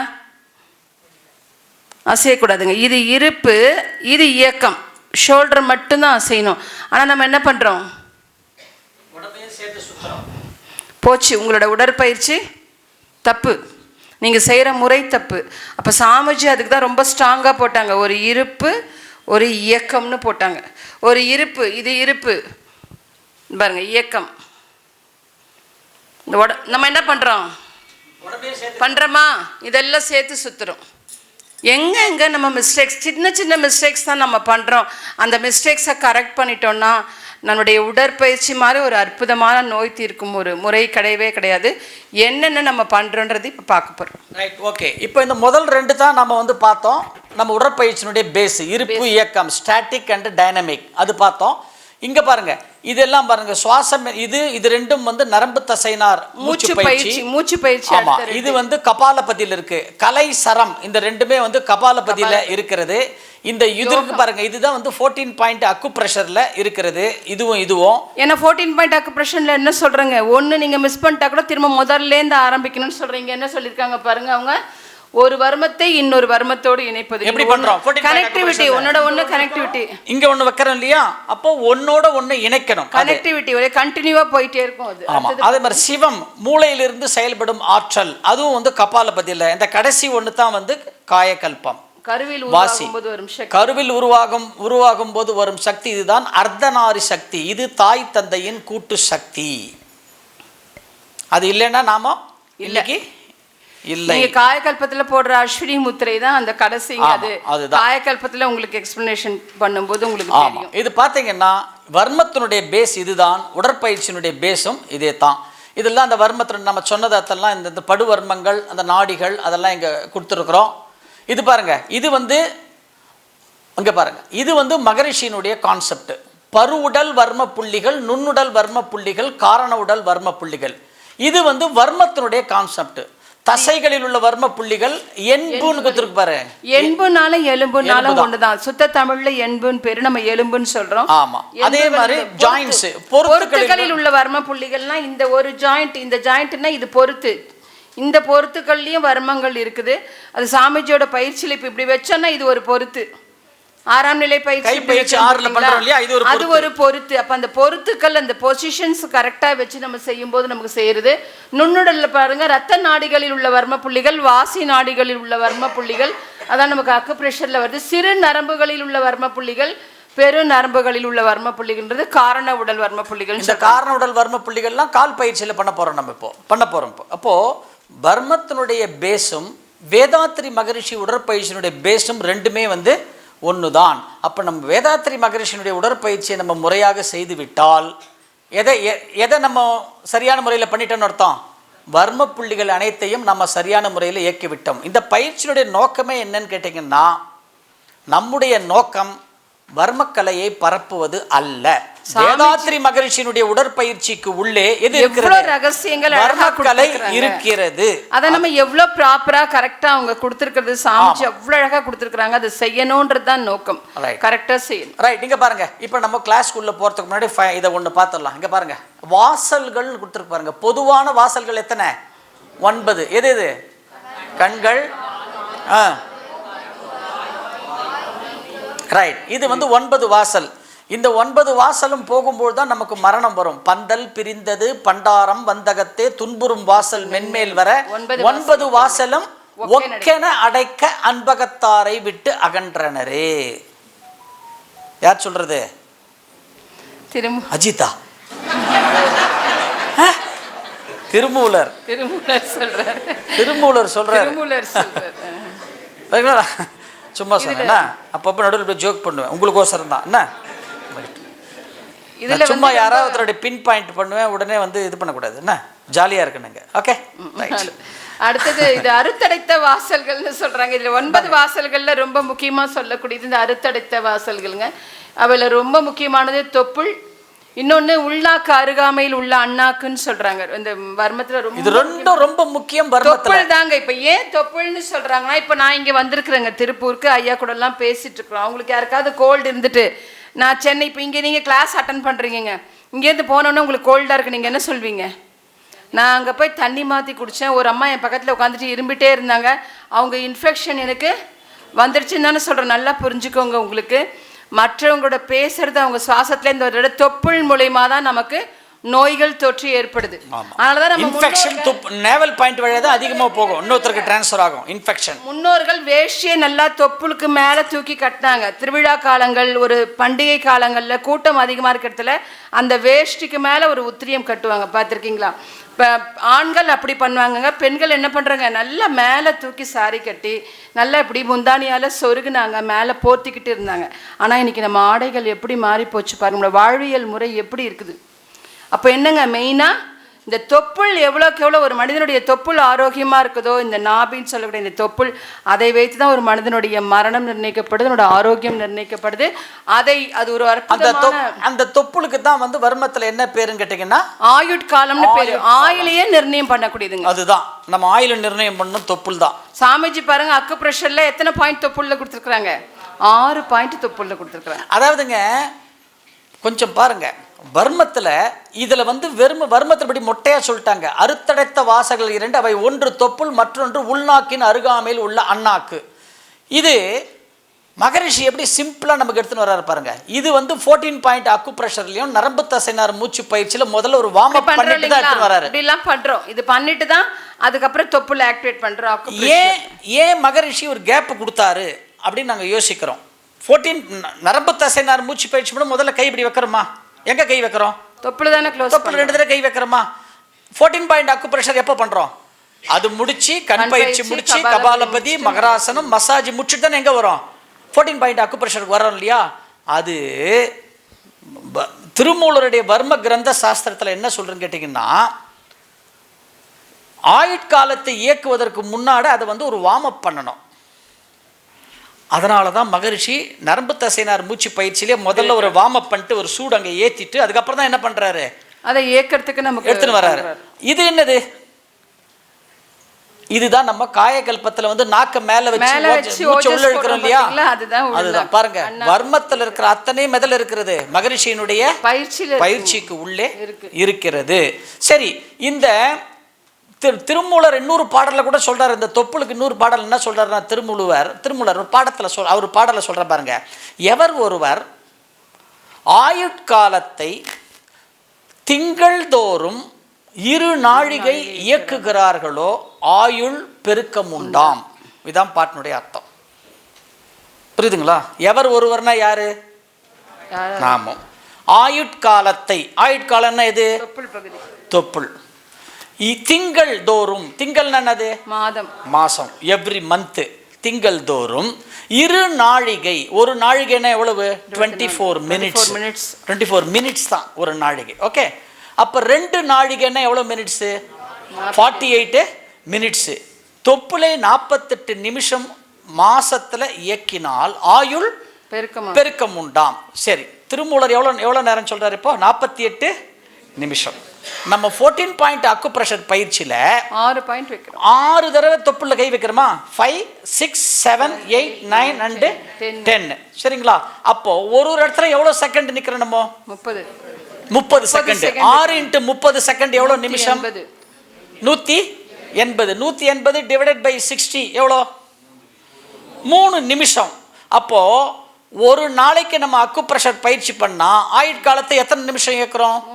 3 நிமிஷம் இருக்கிறோம். ஒரு மாசத்துக்கு திங்களுக்கு எவ்வளவு இயக்கிறோம்? இப்போ 30 நாள், 30 × 3 90 நிமிஷம். திருமூலர் எவ்வளவு இயக்கினா போறன்றாரு? 48 நிமிஷம். நம்ம எவ்வளவு நேரம் இயக்கிறோம்? 90 நிமிஷம். அப்ப நமக்கு ஆயுள் பெருக்கம் வருமா வராதா? அப்ப நம்ம என்ன பண்ணணும்? அக்கு பிரஷரை ஸ்கிப் பண்ணவே கூடாது. நிறைய பாயிண்ட்ஸ் எல்லாம் விட்டுறோம். அதுதான் அது. ஒரு நாள் கூட விடக்கூடாது. புரியுதுங்களா? அதுக்கு தான் திரும்ப திரும்ப சொல்றோம். அதுதான் அது. ரைட். அடுத்தது பாருங்க, உள்மடை வாசல்கள் இதோ இருக்கு பாருங்க. ஐயா கொஞ்சம் இங்க வாங்கய்யா, வாங்கய்யா. இத பாருங்க, உள்மடை வாசல்கள்னு பேரு ரொம்ப முக்கியமான 2 வாசல். இங்க வாங்க. மேல வந்து கோலமணி நாராய வாசல், கீழே வந்து மயிர்பால வாசல் இருக்கு. இது பாருங்க, அந்த ரெண்டும் எங்க இருக்குன்னு சொல்லிடுறேன். இப்படி திரும்புங்கய்யா. இந்த பாருங்க, கோலமணி நாராய வாசல்ன்றது இதுதான். இதோ இந்த இடம் தான் கோலமணி நாராய வாசல். மயிர்பால வாசல்ங்கிறது இதோ இந்த இடம். தண்டுவடத்துக்கு கீழே நம்ம சாந்தி பண்றோம் பாத்தீங்களா, மூலாதாரத்துக்கு கொஞ்சம் கீழே இந்த இடத்துல நமக்கு சாந்தி டச் கொடுக்கும்போது கீழே ஒரு அழுத்தம் கொடுக்குறாங்கல்ல, அதுதான் மயிர்பால வாசல்னு பேரு. இது கோலமணி நாராய வாசல், ரொம்ப முக்கியமான வாசல். இது ரெண்டையும் நம்ம மகராசனம் படுத்திட்டு நம்ம திரும்ப ரைட் லெஃப்ட் திரும்பும் போது ஆக்டிவேட் ஆகும். அது மட்டும் இல்லை, இந்த 2 வாசல் வந்து பார்த்தீங்கன்னா 5 முடிச்சுகளை பாதுகாக்குது. முதுகு தண்டுவடத்தில் 5 முடிச்சுகள் இருக்குது. அந்த உயிர் முடிச்சுகள்னு சொல்றாங்க வர்மத்தில். ரொம்ப முக்கியமான முடிச்சு 5 முடிச்சு பேர் கீழே கர்ணாமிரத முடிச்சு, சர முடிச்சு, துண்ணல் முடிச்சு, பாசம் முடிச்சு, கும்பகம் முடிச்சு. எங்க இருக்கு பாருங்க, இது எங்க இருக்குன்னு பார்க்கலாம். கர்ணாமிரத முடிச்சுன்றது கொஞ்சம் மேல, அந்த நம்ம அக்குப்ரெஷர் பிடிப்போம் பாத்தீங்களா, அதுக்கு ஒரு 2 விரல் மேல, 2 விரல் மேல இருக்கு கர்ணாமிரதம் முடிச்சு. அடுத்தது நம்ம அக்குப்ரெஷர் ஃபர்ஸ்ட் பாயிண்ட் வைக்கிற இடம் பாத்தீங்கன்னா சர முடிச்சுன்றாங்க. அதாவது உன்னுடைய உடலையும் மனதையும் இணைக்கக்கூடியது, ஸ்தூலத்தையும் சூக்குமத்தையும் இணைக்கக்கூடியது. அதுதான் வந்து சர முடிச்சு. துண்ணல் முடிச்சுன்றது அநாகதத்துக்கு நேர் அப்படியே பின்னாடி இருக்குங்க, நெஞ்சு குழிக்கு பின்னாடி. பாசம் முடிச்சுன்றது மணிப்புரகம், நம்மளோட தொப்புளுக்கு பின்னாடி இருக்கு. நம்ம சொல்றோம் இல்ல, நமக்கு நெருங்கினவங்களுக்கு எதனாச்சும் எனக்கு அப்படியே வயிற்றையே கலக்கிடுச்சுங்க கேட்டவனன்னு சொல்றோம் பாருங்க, அதனால அதுக்கு பேர் பாசம் முடிச்சுன்னு பேரு. கும்பகம் முடிச்சு, கும்பகம் முடிச்சுன்றது நம்ம சாந்தி பண்ற இடம், மூலாதாரம், அது கும்பகம் முடிச்சு. இந்த 5 முடிச்சும் இந்த 2 வாசலும் ரொம்ப ரொம்ப ரொம்ப ஒரு மனிதனுடைய ஆரோக்கியத்துக்கு ரொம்ப முக்கியம். இந்த 7மே பார்த்தீங்கன்னா 2 வாசல் 5 முடிச்சு நமக்கு மகராசனம் 1ல அவ்வளோ சிறப்பா இயங்குது. ரைட், நம்ம நல்லா படுத்துக்கிட்டு செய்யும்போது. ரைட். அப்ப பாருங்க, வர்மத்துல சொன்ன அத்தனை மருத்துவம் எதில் வந்துருச்சு? மகரிஷியோட பயிற்சியில் வந்துருச்சுங்களா? இதை பாருங்க, அந்த நம்ம 108 வர்ம புள்ளிகள் எங்க இருக்குன்னு நம்ம உடம்புல சொல்லியிருக்கு பாருங்க. தலை முதல் கழுத்து வரை 25 வர்ம புள்ளிகள், கழுத்திலிருந்து தொப்புள் வரை 45 வர்ம புள்ளிகள், தொப்புளை சுற்றி 9 வர்ம புள்ளிகள். அதுக்கடுத்து என்ன போட்டிருக்கு, கைகளில் வந்து 14. கைகள்னா தோள்பட்டையிலிருந்து கை விரல் வரைக்கும், அடிவயிறத்திலிருந்து தொடையிலிருந்து உள்ளங்கால் வரைக்கும் 15. இந்த மொத்தம் தான் நம்ம உடற்பயிற்சிக்குள்ளே. இதைத்தான் நம்ம இந்த இடத்துல கொடுத்துருக்குறோம். நம்ம இந்த 108 வர்ம புள்ளிகள் தான் நம்ம உடற்பயிற்சியில் எந்தெந்த இடத்துல எப்படி எப்படி இருக்குன்றதை நம்ம இங்கே கொடுத்துருக்குறோம். சரிங்களா? இந்த வர்ம புள்ளிகள் இப்போ எப்படி இருக்கு பாருங்க, எங்கெங்கெல்லாம் நம்ம உடம்புல வந்து என்னென்ன வர்ம புள்ளிகள் எங்கெங்கெல்லாம் இது இருக்கிறது, ஒவ்வொன்றும் எனர்ஜி சப்ஸ்டேஷன், உயிர் ஆற்றல் மையங்கள் ஒவ்வொன்றும். நீங்கள் இதை எழுத வேண்டாம், உங்களுக்கு இது எல்லாமே யூடியூப்பில் இருக்குது. எனது ஆரோக்கியம் எனது பொறுப்பு அப்படின்னு ஒரு இதில் இருக்கும். யூடியூப்பில் போனீங்கன்னா ஜீவ ஆரோக்கியம் யூடியூப் சேனல் பேர் வந்து ஜீவ ஆரோக்கியம். அந்த ஜீவ ஆரோக்கியம் யூடியூப் சேனல் உள்ள போயிட்டீங்கன்னா இது எல்லாமே இருக்கு. எங்கெங்க எந்தெந்த பாயிண்ட்ஸ் இருக்கு, இது அத்தனையும் நம்ம உடற்பயிற்சியில் இயக்கிறோம். நம்ம இது அத்தனையும் 108 நம்ம உடற்பயிற்சிக்குள்ளே இயக்கிறோம். ஆனால் தினமும் உடற்பயிற்சியை நம்ம முறையாக செய்யணும். இதுதான் வந்து வர்மத்தினுடைய 4 நிலைகள். இது தான் கால் மாத்திரை, அரை மாத்திரை, முக்கால் மாத்திரை, 1 மாத்திரை. இது பாருங்க 4 நிலைகள். இதுதான் 2 விரல் மட்டும் கொடுத்துருக்கு பாருங்க. 2 விரல்ல தான் கொடுக்கணும். வர்மம்ன்றது ஆள்காட்டி விரல் பயன்படுத்தக்கூடாது. நடுவிரல் கட்டை விரல் மட்டும்தான். ஆனால் நம்ம சில இடங்களில் எல்லா விரல்கள் கொண்டு அழுத்துறதெல்லாம் செய்கிறோம். அந்த கால் மாத்திரை, அரை மாத்திரை, முக்கால் மாத்திரை, 1 மாத்திரை அளவும் எப்படி வர்மத்தில் இந்த மாத்திரை அளவு முறைகளோ, சாமிஜியோட பயிற்சியிலையும் சில இடங்கள் கால் மாத்திரை அழுத்துறோம், சில இடங்கள் அரை மாத்திரை அழுத்துறோம், சில இடங்கள் முக்கால் மாத்திரை, சில இடங்கள் 1 மாத்திரை அளவு அழுத்துறோம். அது எந்தெந்த அழுத்தம் எந்தெந்த பயிற்சியில் சாமிஜி ரொம்ப அழகாக கொடுத்துருக்காங்கன்னு பார்க்க போகிறோம். ரைட். இப்போ வந்து கால் மாத்திரை நீங்கள் அழுத்துனீங்கன்னா இந்த மாதிரி கால் மாத்திரை அழுத்தம் கொடுக்கும் பொழுது ஆற்றல் நம்ம உடம்புக்குள்ளே இருக்கிற போன் மேரோ மஜ்ஜைக்கு போய் ஆற்றல் பாயும். கால் மாத்திரை அழுத்தம் கொடுத்தால், அரை மாத்திரை அழுத்தம் கொடுத்தால் நரம்புகள் வழியாக நர்வ்ஸ் ஆற்றல் பாயும். முக்கால் மாத்திரை அழுத்தம் கொடுத்தால், அதில் மெஷர்மெண்ட்லாம் கொடுத்துருக்கு பாருங்க, முக்கால் மாத்திரை அழுத்தம் கொடுத்தால் போன்ஸ் எலும்புகள் வழியாக ஆற்றல் பாயும். 1 மாத்திரை இந்த மேல் கோடு வரைக்கும் 1 மாத்திரை அழுத்தம் கொடுத்தால்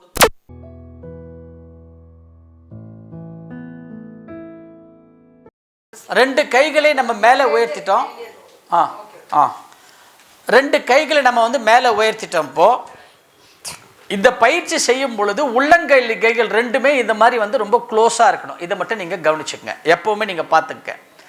ஏன் வந்து உள்ளங்கைகள் ரெண்டும் வந்து க்ளோஸாக இருக்கணும் அப்படிங்கிறத வந்து இப்போ நீங்கள் வந்து பார்க்கலாம். ஏன்னா இந்த உள்ளங்கைகளில் தான் முக்கியமான உயிர் காக்கும் வர்மங்கள் நம்ம உள்ளங்கையில் தான் இருக்கிறது. கை கீழே இருக்குல்லையா? இது பாருங்க, கை கூப்பி வச்சாங்கல, அந்த அந்த கூப்பி வச்ச முத்திரைக்கு பேர் தெரியுங்களா? இது பேர் என்னது? அது ஒரு முத்திரை. நம்ம கையை அப்படி தூக்கி வச்சோம். நீங்களாம் எப்படி சொல்லுவீங்க ஸ்கூல் போனா? வணக்கம் மிஸ் அப்படிதான் சொல்லுவீங்களா? ஆத்மாஞ்சலி முத்திரை பேர். அந்த முத்திரைக்கு பேரு ஆத்ம அஞ்சலி முத்திரை. இப்போ நான் ஐயாவை பார்த்துட்டு வாழ்க வளமுடன் சொல்றேன். நான் என்ன சொல்றேன்? அவங்கள பார்த்து வணங்கலை, என் ஆத்மாவுக்கு நான் வணக்கம் சொல்லிக்கிறேன் ஃபர்ஸ்ட். எனக்கு சொல்லிட்டு அப்புறம் தான் அவங்களுக்கு வாழ்க வளமுடன். அந்த காலத்தில் பெரியவங்க அதுக்கு தான் வணக்கம் அப்படி சொன்னாங்க. கையை கூப்பி சாமி கும்பிடும்போது இப்படி கூப்பிட்டாங்க. ஆனால் இப்போ எப்படி செய்கிறோம்? நம்மளே ஒரு போகும்போது போகிற வழியில் ஒரு ஃப்ளையிங் கிஸ் கொடுத்துட்டு போய்டுறோம், அப்படி பண்ணிட்டு போய்டுறோம் இப்போ சாமிக்கு. இப்போ நிறைய தடவை கையை சேர்த்து வச்சாங்க. இதுக்கு பேர் ஆத்மாஞ்சலி முத்திரைன்னு பேர். இந்த முத்திரை ஸ்ட்ரெஸ் லெவலில் அவ்வளோ நல்லா குறைக்கும். உங்களுக்கு மன அழுத்தம் நிறைய இருக்குது, எனக்கு மூச்சு ப்ரீத்திங் சஃபகேஷன் ப்ரீத்திங் ப்ராப்ளம் இருக்கவங்களாம் இது மாதிரி ஒரு 10 நிமிஷம், இப்போ பிள்ளைங்க படிக்கிறாங்க ஒரே கான்சன்ட்ரேஷன் வர மாட்டேங்குதுன்னா அமைதியாக இந்த மாதிரி வச்சு கைகளை சேர்த்து வச்சுருந்தாலே அவங்களுக்கு கான்சன்ட்ரேஷன் நிறைய கிடைக்கும், மன அமைதி கிடைக்கும், மன அழுத்தம் குறையும். எதுக்காக இப்படி சேர்த்து வச்சாங்க அப்படின்னு பார்த்தீங்கன்னா, இந்த கைகளை விரிச்சோன்னா கையில் பாருங்கள் இப்படி ஒரு ரேகை போதுங்களா? மேலே எல்லாருக்குமே போகும் இந்த ரேகை. இந்த ரேகையில் நடுவிரலுக்கும் மோதிர விரலுக்கும் சென்டராக அப்படி கொண்டு வந்தீங்கன்னா இந்த இடத்துக்கு பேர் தட்சணை காலம்னு பேர். தட்சணை காலம், அதுக்கு பேர் தட்சணை காலம் வர்மத்தில். அங்கேருந்து 4 விரல் கரெக்டாக கீழே வச்சிங்கன்னா இந்த பள்ளம் வரும். இங்கேருந்து ஒரு ரேகை அப்படி போகும். இந்த ரேகையில் பாருங்கள், இந்த இடத்துல வைக்கிறதுக்கு பேர் உள்ளங்கை வெள்ளை வர்மம்னு பேர். 2 வர்மம் இருக்குது நம்ம கைகளில். இந்த தட்சணை காலம் ஏன்னா ஒரு ஆசான் கிட்ட வர்மம் கற்றுக்கும் போது முதல் தட்சணை கொடுத்து அவங்க சொல்லி கொடுக்குற முதல் வர்மம், அதனால் இதுக்கு தட்சணை காலம். இது என்ன செய்யுதுன்னா நம்ம உடம்புல கார்டியாக் அரெஸ்ட், ஹார்ட் அட்டாக்கை கண்ட்ரோல் பண்ணுங்க. ஹார்ட் ப்ராப்ளம் இருக்கவங்களுக்கு அந்த ஹார்ட்டோட பல்ஸ் ரேட்டை மெயின்டைன் பண்ணோம். தைராய்டு எல்லாத்துக்குமே ரொம்ப முக்கியமான பாயிண்ட்டு இந்த தட்சணை காலம். இந்த உள்ளங்கை வெள்ளை வர்மம் என்ன பண்ணுன்னா உடலில் இருக்கக்கூடிய அந்த முதுகு தண்டு வடத்தில் இருக்கக்கூடிய இடகலை பிங்களை சுழுமுனை நாடியை இயங்க செய்து நம்ம மனதை எப்பயுமே ஆல்ஃபா நிலையில் வச்சுக்கும். அப்போ ஹார்ட்டுக்கான வர்மம் ப்ளஸ் முதுகு தண்டு வடத்துக்கான வர்மம் எங்கே இருக்குங்க? கையில் இருக்குது. நீங்கள் கை கோபுரம் கட்டிங்கன்னா உங்களுக்கு யூஸ் கிடையாது. அப்போ கைகளை நல்லா 2 பக்கமும் சேர்த்து வச்சு இந்த ஆத்மாஞ்சலி முத்திரை நம்ம செஞ்சு கைகளை தூக்கும்போது முதல்ல நீங்கள் ப்ரிவென்ட் பண்ணுறது இது பேர் கை பயிற்சி. ஆனால் கார்டியாக் அரெஸ்ட்லேருந்து உங்களை காப்பாற்றிக்க முடியும். நீங்கள் ப்ரீத்திங் ப்ராப்ளம் இருக்குது, பிபி இருக்கவங்க இந்த ஆத்மாஞ்சலி முத்திரை வச்சு ஒரு 10 நிமிஷம் உட்காந்திங்கனாலே பிபி ரெடியூஸ் ஆகும் உங்களுக்கு. நல்லா கைகளை மேலே தூக்கி நீங்கள் வந்து செய்யுங்க. கைகளை மேலே தூக்கி செய்கிறாங்க. இப்போ இது வந்து சிரசாசனம் பண்ணுறதுக்கு ஈக்குவல். தலைக்கீழாக நிற்பாங்க யோகா பயிற்சிகளை பார்த்துருக்கீங்களா? நிறைய பேர் அதை பார்த்துட்டுலாம் நீங்கள் ட்ரை பண்ணக்கூடாது. ஏன்னா அவங்க செய்யும்போது அவங்க மூச்சு முதல் பிராணாயாமத்துக்கு அப்புறம் தான் ஆசனாஸ் பழகுவாங்க. அப்போ அவங்களுக்கு என்ன பண்ணுவாங்கன்னா, எதுக்கு தலைக்கீழாக நிற்கிறத ரொம்ப சுப்பீரியராக யோகாசனங்களில் செய்கிறாங்க அப்படின்னா, மூளையில் தான் 72,000 நாடி நரம்புகள் இருக்குது. மூளைக்கு ரத்தத்தை கொண்டு போயிட்டா உடல் முழுவதும் கொண்டு போயிடலாம் அப்படின்ட்டு. அப்படி அவங்க இறங்கி தலைக்கீழாக நிற்கும்போது என்ன செய்வாங்கன்னா, எப்படி நம்ம உடம்புல ட்ரிப்ஸ் ஏற்றுனா ட்ராப்பாக இருக்குதுங்க செலைன், அந்த மாதிரி நீங்கள் தலைக்கீழாக நிற்கும்போது ரத்தத்தை மூளைக்கு ட்ராப்பாக இறக்குவாங்க தன்னோட மூச்சு கண்ட்ரோலை வச்சு. புரியுதுங்களா? ஏன்னா முடியை விட மெலிசான நரம்பு மூளையில். அப்படி வர வர காலுக்கு போகும்போது அதோட டயாமீட்டர் அதிகமாகும். அப்போ நீங்கள் சடனாக கவுந்திங்கன்னா இந்த மாதிரி பிள்ளைங்கள்லாம் பெல்ட்டி எடுப்பாங்க, சின்ன வயசில் பண்ணுறாங்க, பெரியவங்க செய்யக்கூடாது. இப்போ சிரசாசனம் நிற்கும்போது அகலமாக இருக்கிற அந்த நரம்பு வெயின்லேருந்து கம்மி டயாமீட்டர் இருக்க வெயினுக்கு பிளட்டு வரும்போது ப்ரெஷர் அதிகமாக வரும். திரும்ப குனிஞ்சு நிமிரும்போது அந்த வெயின்லலாம் எலாஸ்டிக் தன்மை போய் அவங்களுக்கு பிரச்சனைகள் வரும். ஆனால் இது பாருங்கள், மகரிஷி பயிற்சியில் இப்போ இந்த கையிலேருந்து இது வரைக்கும் ஒரு கண்ணாடி டியூப் மாதிரி கற்பனை பண்ணிக்கோங்களேன். இப்போ இதில் என்ன நடக்குதுன்னா, காலி டியூப்பில் மேலே தண்ணி ஊற்றுனா ஃபஸ்ட்டு எங்கே தண்ணி ஃபில் ஆகும்? ஹெட் போர்ஷனுக்கு தானே, இங்கே ஃபில்லாகி அதுக்கப்புறம் ஃபுல்லாக இது ஃபுல்லாக இதுக்கு போகும். அதை மாதிரி நீங்கள் இந்த ஆத்மாஞ்சலி முத்திரை வச்சு கைகளை 2த்தையும் சேர்த்து 4 மூச்சு நல்லா டீப்பாக இழுத்து விடும்போது காலில் இருக்க ரத்தம் முழுவதும் தலைப்பகுதிக்கு நல்ல ப்ரெஷர் போகிறத நீங்கள் ஃபீல் பண்ண முடியும். ரத்த ஓட்டத்தை உடல் முழுவதும் பரவிடக்கூடிய ஒரு அற்புதமான பயிற்சி இந்த முதல் நிலை பயிற்சி. மேலே 4 மூச்சு, கைகளை கீழே இறக்கி கை பயிர்க்குங்க. இப்போ இதுல ஒரு சின்ன இது பாத்தீங்கன்னா, கீழே 2 மூச்சு தொடையை ஒட்டி வைக்கணும். இந்த பயிற்சியில் என்ன நன்மை பார்த்தோம்? இப்போ என்ன சொன்னாங்க? ரத்த ஓட்டம் உடல் முழுக்க பரவிடுது. உச்சியில் இருக்கிற ரத்தம் காலுக்கு வந்து, காலில் இருக்கிற ரத்தம் தலைக்கு போனோடனே ரத்த ஓட்டம் ஃபுல்லாக சீரானோடனே யாரோட அருள் கிடைச்சிது நமக்கு? ஈசனர். இதுதான் முதல் பயிற்சி, ஈசன் அருள். முதல்ல எடுத்தவுடனே ஈசன் அருள் நமக்கு தேவை. அதனால தான் முதல்ல இந்த பயிற்சி நம்ம செய்கிறோம். ப்ளஸ் கை சேர்த்தவுடனே என்ன வந்துருச்சு நமக்கு? ஸ்டண்ட் வச்சவங்க, பேஸ் மேக்கர் வச்சுருக்கிறவங்க, பைபாஸ் சர்ஜரி பண்ணவங்க, ஆன்ஜியோகிராம் பண்ணவங்க, ஆன்ஜியோ பிளாஸ்ட் பண்ணவங்க, என்ன இனிமேல் நமக்கு ஏதாவது வர மாதிரி ஒன்று யாருக்காவது இருந்ததுன்னா அதுலேருந்து நம்ம ப்ரிவெண்ட் பண்ணுறது அத்தனைக்கும் எது பெஸ்ட்டு? First exercise. கைகளை நல்லா மேலே தூக்கணும். 2 மகரிஷி புஸ்தகத்தில் என்ன கொடுத்துருக்காரு பாருங்க, இரு உள்ளங்கைகளும் ஒன்றாக இணைத்த நிலையில் அப்படின்னு கொடுத்துருப்பார் மகரிஷி. கொடுத்துருக்கிறாரா? அப்போ இணைத்த நிலையில் பண்ணும்போது இந்த 2 பாயிண்ட்டை நம்ம வந்து ஆக்டிவேட் பண்ணணும். அந்த 2வது பாயிண்ட், அந்த கீழே இருக்கிற பாயிண்ட் வந்து அம்மா சொன்னது. இப்போ வந்து இந்த பாருங்க, அதுதான் வந்து நம்ம ஸ்பைனல் கார்டுன்னு எடுத்துக்கிட்டோம்னா, இந்த ஸ்பைனல் கார்டுனுடைய ரைட் சைடு இருக்கிற பல்ஸுக்கு பேர் வந்து பிங்கலை, லெஃப்ட் சைடில் இருக்கிற பல்ஸுக்கு பேர் வந்து இடகலை, உள்ளுக்குள்ளே இருக்கிறதுக்கு பேர் வந்து சூழுமுனை. அப்போ என்ன பண்ணும்? இந்த உள்ளங்கை வெள்ளை வர்மம் என்ன பண்ணும் கேட்டிங்கன்னா, குறிப்பாக யார் யாருக்கெல்லாம் டிஸ்க் ப்ரொலாப்ஸ் இருக்கோ, நம்ம வீட்டில் அம்மாலாம் சொல்கிறாங்க இல்லையா, கழுத்து வலிக்குதுமா, இடுப்பு வலிக்குதுமா, முதுகு வலிக்குதுமா, கொஞ்சம் காலை பிடிச்சி விடு அப்படின்னு சொல்கிறாங்களே. அடப்பாம்மா வேலையில்லைம்மா, அவனுக்கு ஓடி போயிடுறீங்க நீங்களாம் இல்லையா? அப்போது நமக்கு இந்த கழுத்து வலி, இடுப்பு வலி, முதுகு வலி சம்பந்தப்பட்ட பிரச்சனைகள் தீர்ந்து போயிடும். எங்கே? கைகளை இணைத்து இந்த பயிற்சியை செய்யும் பொழுது. ப்ளஸ் இந்த இடகலை பிங்களை சமன்பட்டு சுழிமுனை நாடி வேலை செய்கிறதுனால தான் நம்ம மனசு எங்கே வந்துடும்? ஆல்ஃபா நிலைக்கு வந்துவிடும். ஆல்ஃபா நிலைக்கு வந்து விட்டால் மனசு எப்படி இருக்கும்? அமைதியாக இருக்கும். அதனால தான் உடற்பயிற்சியே ஒரு தவம். புரியுதுங்களா? இப்போ கையை மேலே தூக்கணும்னா 2 நன்மைகள் நமக்கு கிடைச்சிது. ஹார்ட்டுக்கு, லங்ஸுக்கு இந்த பிளட் சர்க்குலேஷன் நமக்கு வந்து நல்லா கிடைக்கிறது. சரி சார், இப்போ என்னால் வந்து 2 கையை ஒன்று சேர்க்க முடியல. கொஞ்சம் வயசானவங்களுக்கு இப்படி கோபுரம் கட்டிடுவாங்க, இல்லை கொஞ்சம் குண்டா இருந்தாங்கன்னா கை சேர்க்க முடியாதுங்க. இந்த கை வேலு செதையினால இப்படி வைப்பாங்க. அப்போ அவங்க என்ன பண்ணலாம்? கையை கொண்டு வந்து கீழே வைக்கும்போது தொடையில நல்லா ஒட்டி வைக்கிறீங்க. இப்படி வைக்கணும். இது ஒரு கால் மாத்திரை அளவு தான் ரொம்ப நல்லா வேலை செய்யும். நீங்கள் கையை தொடைகள்ல அந்த 2-3 நேரம் வச்சிங்கனாலே உங்களுக்கு இந்த 2 பாயிண்ட்டும் ஆக்டிவேட் ஆகும். ரைட். இப்போ நாம வீட்டில் இப்போ இந்த பயிற்சி நம்ம தினமும் எங்கே செய்கிறோம்? மண்டலத்திலே, வீட்லையா? வீட்டில் தானே செய்கிறோம். நம்ம எக்ஸசைஸ் பண்ணுறது வீட்டில் யாராவது பார்ப்பாங்களா? தெரியும், நம்ம பாட்டு நம்ம பண்ணுறோம். நீங்கள் உங்கள் வீட்டு ஆளுங்க மட்டும் தானேங்க இந்த மாதிரி பார்க்க போகிறாங்களா? யாரும் உங்கள் வீட்டு ஆளுங்க தானே. அவுட் சைடர்ஸ் யாரும் இல்லை. நாம் என்ன பண்ணுவோன்னு கேட்டிங்கன்னா, முதல்லையும் கையை ஒன்றா வைக்க மாட்டோம், இப்படி வச்சுருவோம். கீழே வந்த உடனே இங்கே ஒரு வாய்ப்பு. கடவுள் நமக்கு வாழ்க்கையில் முன்னேறுவதற்கு எத்தனை முறை வாய்ப்பு கொடுப்பாரு? 3 முறையா? Right, okay. 3 முறை கொடுப்பாராம். ரைட், ஐயா சொல்லிட்டார். 3 முறை கொடுப்பாராம். 3 முறை கொடுப்பார் வாய்ப்பு. பொதுவாக 3 முறை கொடுப்பாரு. இயற்கை நமக்கு வந்து 3 தடவை ஆப்பர்ச்சுனிட்டிஸ் கொடுக்கும். நேச்சர் நமக்கு ஞாபகம் வச்சுங்க. மகரிஷி அதே மாதிரி பாருங்க, முதல்ல எங்கே கொடுக்குறாரு வாய்ப்பு? 2 கையை ஒன்று சேர்க்க சொன்னார். அங்கே நான் என்ன பண்ணிட்டேன்? விட்டுட்டேன். அடுத்தது எங்கே பண்ணணும்? கை எட்டுனது எங்கே வைக்கணும்? இங்கே முடியலன்னா எங்கே வைக்கணும்? இங்கே வைக்கணும். நாம் இங்கேயும் வைக்க மாட்டோம். என்ன பண்ணுவோம்? 4 மூச்சு விட்டு இங்கே இறக்கணுன்னே கண்டிப்பாக செய்கிறோம். இந்த மிஸ்டேக் செய்கிறோம் பார்த்தீங்களா? மனசு எங்கே போயிடும்? ஆட்டோமேட்டிக்காக அந்த ட்ரெஸ் சென்ஸ்ல போயிடும். அப்போ இங்கேயும் நம்ம விட்டுருவோம். கண்டிப்பாக செய்யும். சரிங்களா? சரி, 2வது வாய்ப்பை விட்டுட்டுமா? 3வது வாய்ப்பு எங்கே கொடுக்குறாரு? பக்கவாட்டில் மூச்சை இழுத்து வச்சுக்கணும். மூச்சை விட்டுக்கிட்டே 2 கையை எட்டுனது என்ன பண்ணணும்? இணைக்கணும். நாம் என்ன பண்ணுவோம்? கிட்டக்க வந்துட்டு இங்கே வந்து நிறுத்திட்டு மாமனார் மருமகன் சண்டை மாதிரி இங்கே நிறுத்திடுவோம். இங்கே நிறுத்திடுவோம். நம்ம வந்து எதுக்குமா சிரிக்கிறீங்க? நான் ஏன் உங்களை சொல்லணும்? நான் எங்களை சொல்லிக்கிறேன். பாருங்க, என்ன பண்ணணும்? 3வது தடவை சேர்க்கணும். வந்து சேர்க்கணும், இணைக்கணும். நான் இங்கேயும் சேர்க்க மாட்டேன்னு சொன்னால் என்ன அர்த்தம்? சேர்க்கலன்னா என்ன ஆகும்? என்ன ஆகும்? இது வலியதுன்னு அர்த்தம்.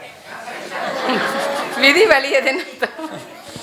அது வேலையை அது பண்ணிட்டு போய்கிட்டே இருக்கும். நீங்கள் என்ன தான் வந்து நானும் 30 வருஷமாக பயிற்சி பண்ண என்னத்தை கண்டேன்? அதே இதுதான், அதே நோய் தான். என்ன அர்த்தம்? ஒழுங்கா பண்ண, அவ்வளோதான். நல்லா வந்து கையை அப்படி மேலே தூக்குங்க. முடியலையா கீழேயாவது அந்த வாய்ப்பை பயன்படுத்துங்க. முடியலையா இங்கேயாவது அந்த வாய்ப்பை பயன்படுத்துங்க. இங்கே முடியலையா அடுத்தது எங்கே? கால் பயிற்சியில் வேற கொடுக்குறாரு. கடவுளாவது 3 முறை தான் கொடுப்பாரு, குரு எத்தனை முறை கொடுக்குறாரு பாருங்க நமக்கு. நாம என்ன பண்றோம்? குரு நம்ம கையில் பழம் கொடுத்தாரே இல்லையா? கொடுத்தாரு. குருவே சோம்பேறித்தனமா இருக்கு, நீங்களே உரிச்சு கொடுத்துருங்க. சரி, குரு என்ன பண்ணாரு? உரிச்சு கொடுத்தாரு. என்னப்பா அப்படின்னா, வாயில நீங்களே போட்டு விட்டுருங்க. சரி நீ வாயை தர, கொஞ்சம் சோம்பேறித்தனமா இருந்து நான் அவரே ஒரு கையில் இப்படி பிரிச்சாரு. பழத்தை என்ன பண்ணார்? வாயில போட்டார். அப்படியே வச்சிருந்து என்ன பண்ணா, எனக்கு பதிலா நீங்களே கடிச்சு முழுங்க. சாமிச்சு அப்படிதான் கொடுக்குறாங்க, உரிச்சு கொடுத்துருக்காங்க இல்லையா? அவரால் என்ன பண்ண முடியும்? ஒரு லெவல் நியரர் டு த பர்ஃபெக்ஷனுக்கு வந்து உங்கள் கையில் கொடுத்துருவாரு. அதுக்கப்புறம் கடிச்சு முழுங்க வேண்டியது யாருடைய பொறுப்பு? அது கூட நம்ம பண்ணலன்னா என்ன அர்த்தம்? இல்லையா? அப்படின்னு என்ன அர்த்தம்? நம்ம குருவுக்கே நாம் வந்து துரோகம் செய்கிறோம்னு அர்த்தம். புரியுதுங்களா? குட். இப்போ முதல் பயிற்சி எத்தனை செகண்டுன்னு சொன்னோம்? 4 செகண்ட் ஒரு தடவை பிரீத் இன் அவுட்டுக்கு. எத்தனை தடவை மூச்சு இழுத்து விட்டுங்க? அப்போ 4 × 4 எவ்வளவு? 16 செகண்ட்ஸு. இங்கே வந்து எத்தனை பிரீத்து? 2. 2 × 4 16 + 8 24. அப்போது ஒரு தடவை பண்ணுறதுக்கு எவ்வளோ செகண்ட்ஸு? 24 செகண்ட்ஸ் எடுத்துக்கணும். இது மாதிரி எத்தனை செட்டு பண்ணணும்? 3 செட்டு. அப்போ 3 × 24 எவ்வளவு? 72. 72 / 60 எவ்வளோ? 1.25 நிமிஷம். எந்த பயிற்சி பண்ணணும்? கைப்பயிற்சியினுடைய முதல் நிலை மட்டும் பண்ணோம். ஆனால் 1.25 நிமிஷத்தில் நம்ம என்ன பண்ணுறோம்? எல்லாம் முட்டியை சுற்றிட்டு கீழே உட்காந்துடுறோம் நம்ம. அப்புறம் எப்படி நமக்கு கை வலி சரியாகும்? எப்படி ரத்த ஓட்டம் நமக்கு சரியாகும் நமக்கு? இல்லையா? Right, good. இந்த மெத்தடில் தான் நிலை 1 பண்ணணும். இப்போ நிலை 2. இப்போ என்ன பண்ணணும்? நிலை 2ல் நம்ம என்ன பண்ணணும்? பிரீத்தை நம்ம என்ன பண்ணணும்? நம்ம நல்லா பிரீத்தை இன் பண்ணிக்கணும். பிரீத்தை நம்ம நல்லா இன் பண்ணிக்கணும். பிரீத் அவுட்டு, பிரீத் இன்னு. இது பாருங்க, இது வந்து ரொம்ப வேகமாக பண்ணக்கூடாது. மூச்சை நல்லா இழுத்து வச்சுங்க. அப்போ இது பாருங்க, பிரீத் பிரீத் இன், பிரீத் அவுட், பிரீத் இன், டவுன். இந்த ரித்தத்தில் தான் வரணும். வேகமாக பண்ணக்கூடாது. ஏன்னு கேட்டிங்கன்னா, இந்த 2வது எக்ஸசைஸில் தான், முதல் எக்ஸசைஸில் பிளட் சர்க்குலேஷன் நம்ம சரி பண்ணோம், மைண்டை வந்து ஆல்ஃபா நிலைக்கு எடுத்துகிட்டு வந்தோம். இந்த நிலையில தான் உடம்பு முழுக்க இந்த பிளட் சர்க்குலேஷன் நம்ம கொடுக்கணும். அந்த பிளட் சர்க்குலேஷனை கொடுக்கறதுக்கு தான் லங்ஸ் என்ன பண்ணுறோம்? இந்த எக்ஸசைஸில் நம்ம லங்ஸை வந்து தயார்படுத்தினோம். லங்ஸை தயார்படுத்திட்டு லங்ஸ் என்ன பண்ணுது? இப்போ என்ன பிளட்டை கொடுத்தது இங்கே ஹார்ட்டுக்கு? நீங்களாம் சயின்ஸு. லங்ஸ் என்ன பண்ணோம்?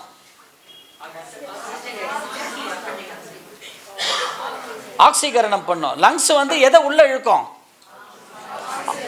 ஆக்சிஜனை இழுக்கும். கொஞ்சம் நல்லா சொல்லுங்க பார்க்கலாம். லங்ஸ் எதை இழுக்கும்? கொஞ்சம் சொல்லுங்க பார்க்கலாம். ஐயா கொஞ்சம் தள்ளுங்கய்யா.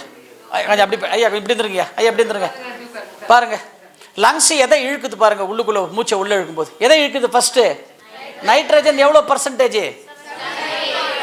அடுத்தது எதை இழுக்குது? எவ்வளோ? அடுத்தது மந்த வாயுக்கள் என்னது? கார்பன், கிரிஃபின், நியான், ஹீலியம், இதெல்லாம் என்னது? மந்த வாயுக்கள். அடுத்தது எது? CO2, carbon di oxide. மொத்தம் இதுதான். நீங்கள் ஒவ்வொரு தடவை நம்ம மூச்சை உள்ளே இழுக்கும்போது இதைத்தான் இழுக்கிறோம். Not only oxygen. உள்ளே இழுத்துட்டு இது எவ்வளோ செகண்டு? 1 second, 1 second.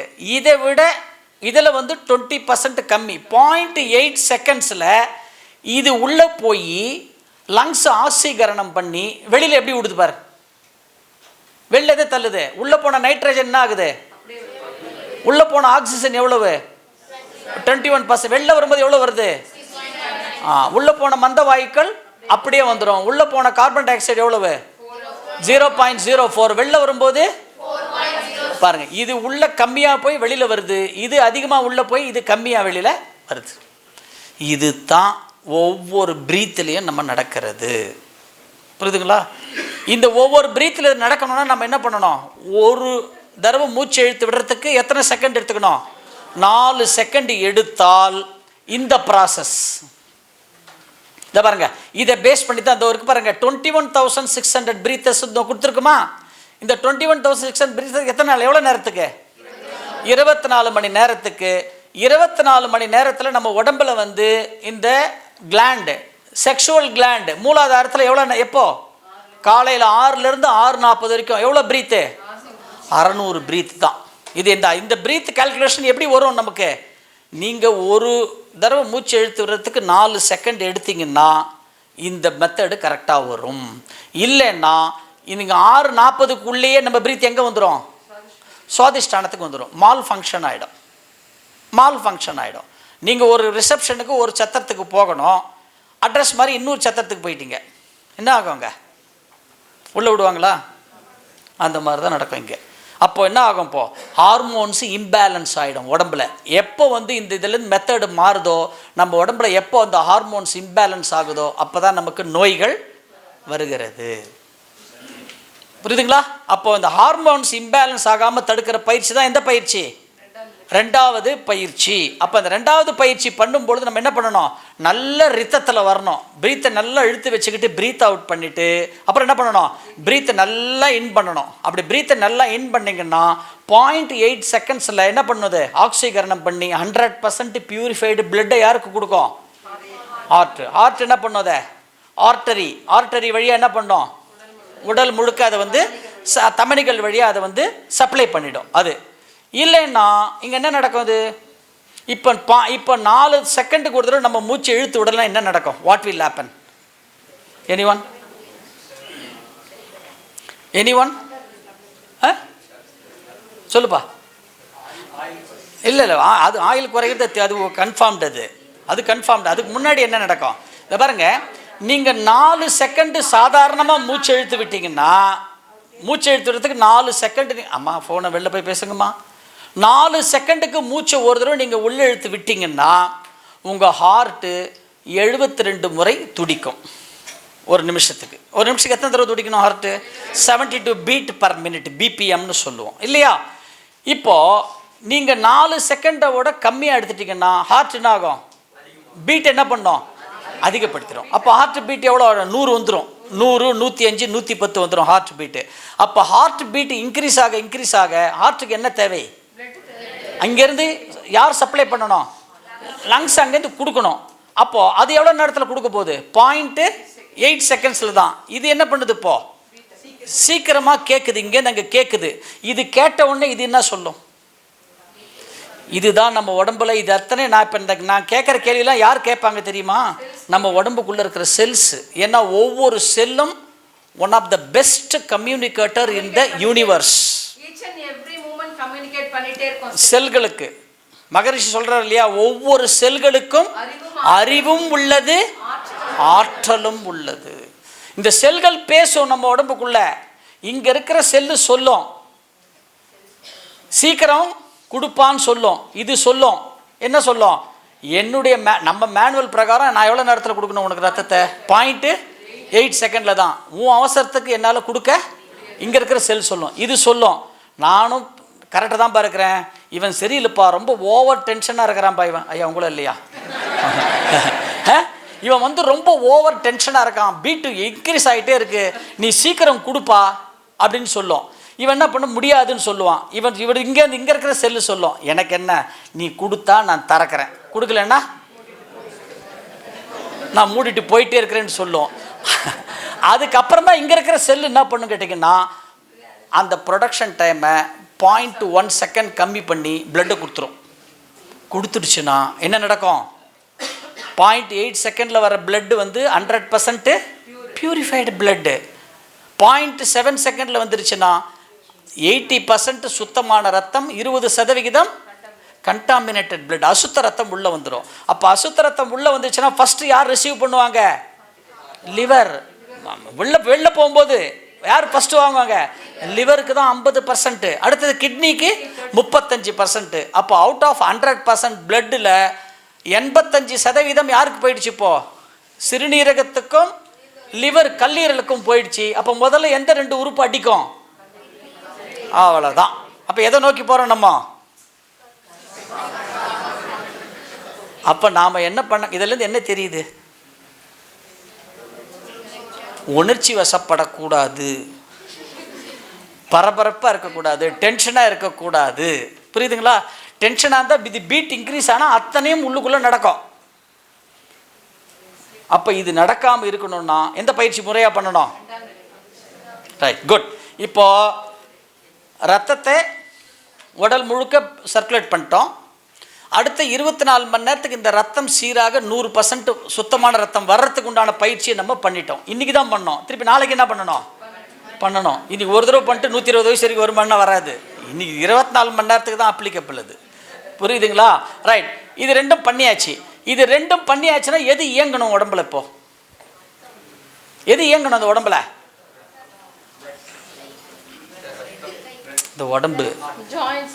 இந்த உடம்பு இயங்கணும்ல. இந்த உடம்பு இயங்கணும்னா எது தேவை?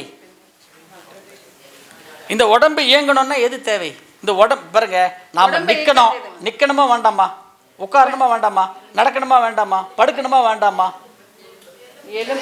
எலும்பு தான். ஓகே, எது இருந்தா இந்த மூவ்மெண்ட்ஸ்லாம் நம்மளால கொடுக்க முடியும்? எலும்பு இருந்தா முடியுமா? ஜாயிண்ட்ஸ்.